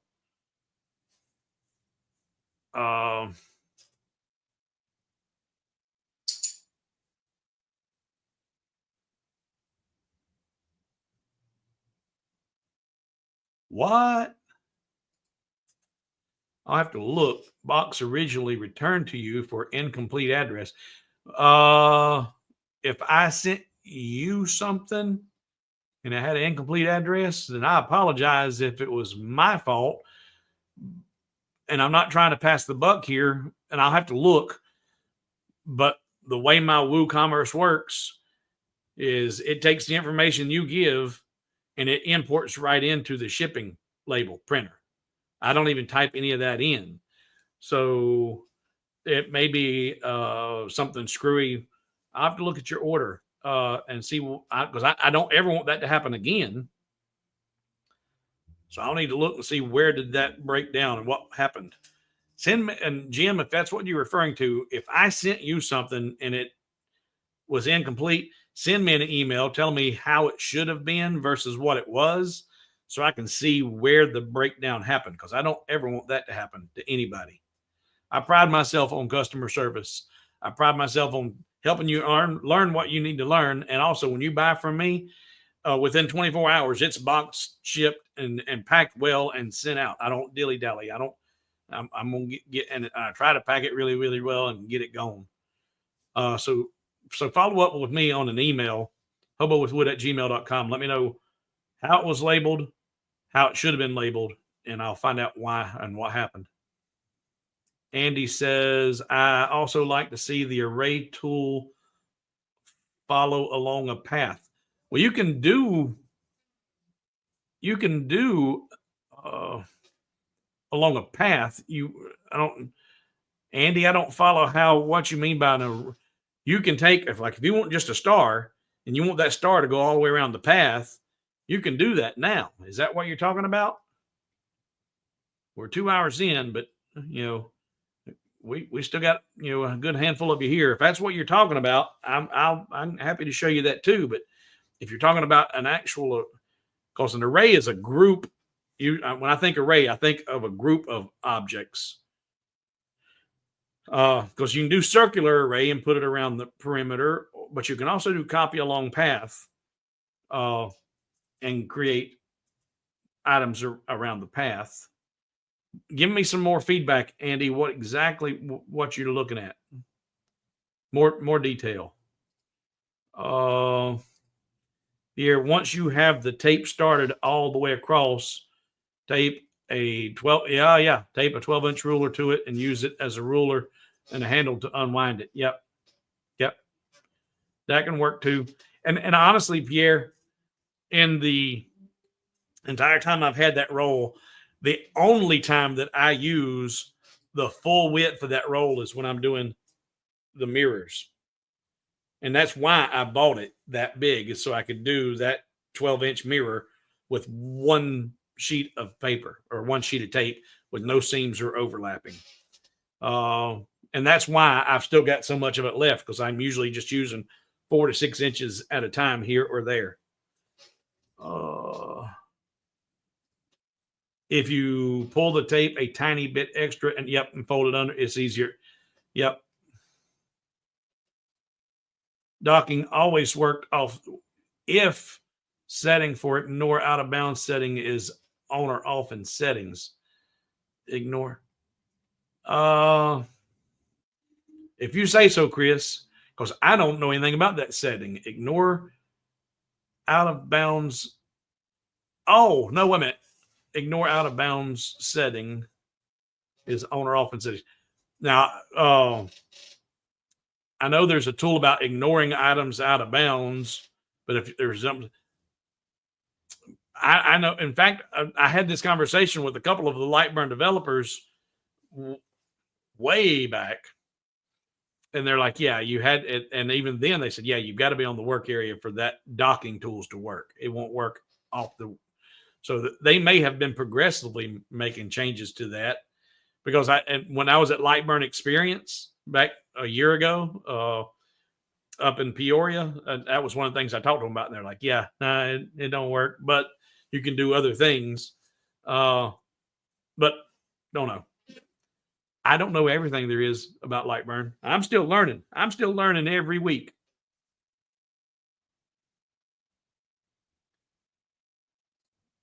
Thanks for so much for showing me the docking shortcuts. You're most welcome. Got to go check on mom. Y'all have a good rest of the weekend. Well, thank you, Ed, for being here. I'm sure you're probably already gone. Oh, okay.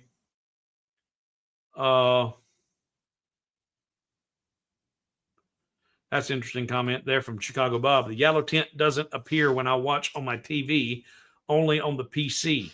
That's weird because I've noticed it on some of the playbacks, but now I have not. I'll look and see if I see it. Check it on both. If I see yellow, look at the other. No, the box with the light. It's not on the website. I need to do that. I need to do that, Bruce. And what Bruce is referring to, if you guys haven't seen it, go to here and downloads.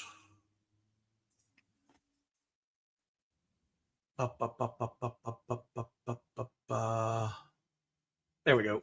There. And it's populating on the wrong one again. What? And I'm sorry, Bruce. I didn't follow you initially. Switch. So that is a box that I designed to have the crystal hearts mount they sit at about a 45-degree angle. It's got little support post in the back. It's just sitting there. It's only held there by gravity. Oh, that's the sewing box. Yeah, I'll need to put that up there. It seems like there were some, and that's whenever I showed, because I know what it was. That design that I did it using the 6mm maple that I have here. So it was set up for 6 mil. And and if you've watched any of the boxes and some of the other videos, the material thickness is a problem with the hexagon or the polygon shaped boxes. I'll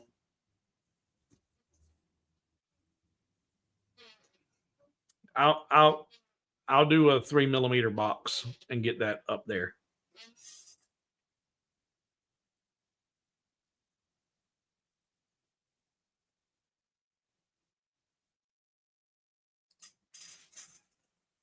Apartment number was left off. All right. I need to go back and look at your order and see how that interacts. Because I use automation as much as I can to keep me from screwing up anything. So I need to make sure, and you would think since they talk to each other, WooCommerce, which is what I use on my website, communicates with my shipping software, because the shipping software is the one that says, you want me to import this from WooCommerce? So it knows what to look for, or you'd think. So I just need to go in there and look and make sure that I don't have some setting, because I don't need to do that again to anybody else. Follow along a path and be random.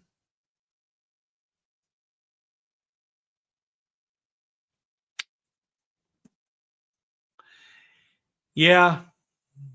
Obviously you can do it individually. And I can see, adding a randomizer to the copy along path there. Yeah, I'll do some thinking and thoughts on that and how all that works, and it's a matter of where would that go? Where would the request go? Where would the randomizer be in Lightburn for that job? I'll think about that and add that to the suggestion.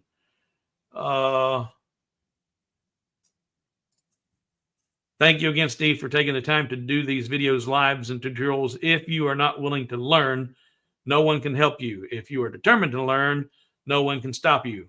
That's right. At Chris Gallagher answered my offset question. It is the option called shift by, not offset. I'm thinking, when you said offset, I'm thinking an offset. Okay. And so what Jeff's talking about there, and what Chris was able to answer for him, was when the shift by half. So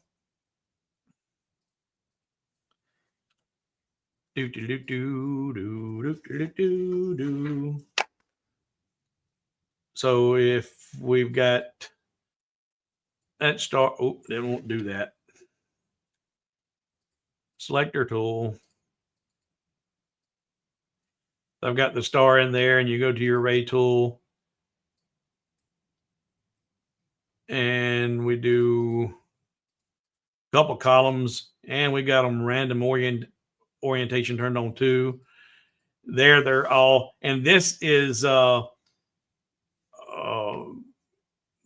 fact, if you were doing a star field like for the flag, the U.S. flag, they're not situated like that. They are shift by half. That's your shift by half button there. That'll shift them by half on the vertical, or you can shift them on the half on the horizontal. And that, with the random orientation going on, you get some overlapping, and that doesn't look so great. Turn off that. You still, with your spacing, doing both shift by halves, it gives you some issues. You can clean that up by changing your spacing. But yeah, it's the shift by half. And that's why I said there are all these, you need to just throw up a random shape and just get in here and start playing. Because here you can change your distance and go from center to center, or change your distance from padding between edges. And you can do one or the other, horizontally or vertically. You don't have to do them both that way. And you can shift by half in either direction or both directions. And then mirror alternate columns on your X and Y. And you're not going to see that here with this star, because it's a symmetrical piece. But if we had an asymmetrical piece, let's do a triangle. And we're going to rotate that. Let's see here. Select it. There we go. And now if I do an array,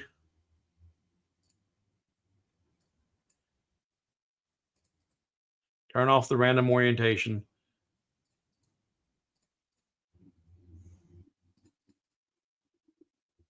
Mirror alternate columns. That's how you can get some of your designs. If I do another column, you can start creating some quilt-like designs by alternating or mirroring your alternate columns. Columns on the X or columns on the Y you don't see there. Mirror there. Mirror there. There you go. Then if you that obviously don't work. So you pick and choose what you're wanting to do and what pattern you can create or what you're looking for. But that array tool, you can create all kinds of fun patterns with it. You can actually, that's also how you create your spirograph looking things. And like what I forget what it's, the flower of life, or I forget where it comes, the name of it. But if we draw a circle,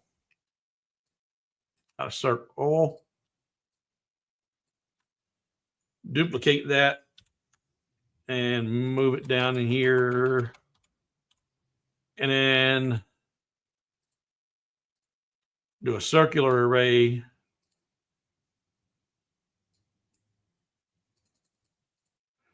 You start getting all kinds of neat patterns with your arrays.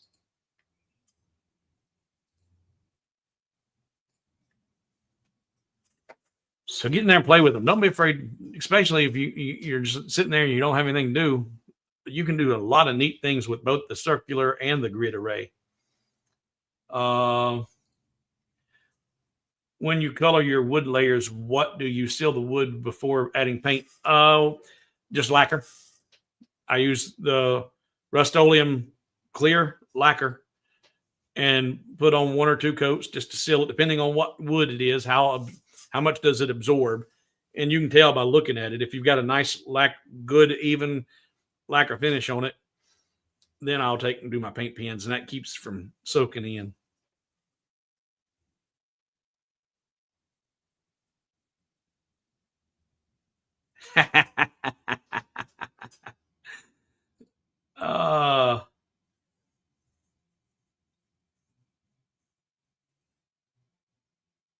Okay. Another second. Annie and Chris still talking. All right. Any other questions? We're a lot longer than I thought it was going to be. And again, thank you, Bob. Big thank you. Big hug. Thank you.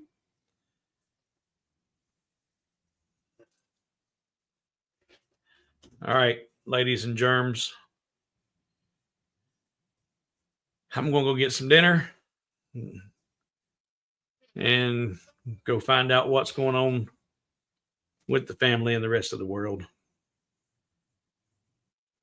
I hope you found this somewhat enjoyable. Now, if you've liked the stream, give it a thumbs up. If you're still here, they're already vacating, they're leaving. They know that sign off's done. Thumbs up, hit that likes button, hit the like and subscribe. Jack, I'm going to go meet family in Lincoln. I think this has been a rough winter. I've started going to funerals mid-November, and I've been lucky to miss a week. I've got a family member in the hospital right now that they told me they may not even be with us by the time I end the stream. Don't know.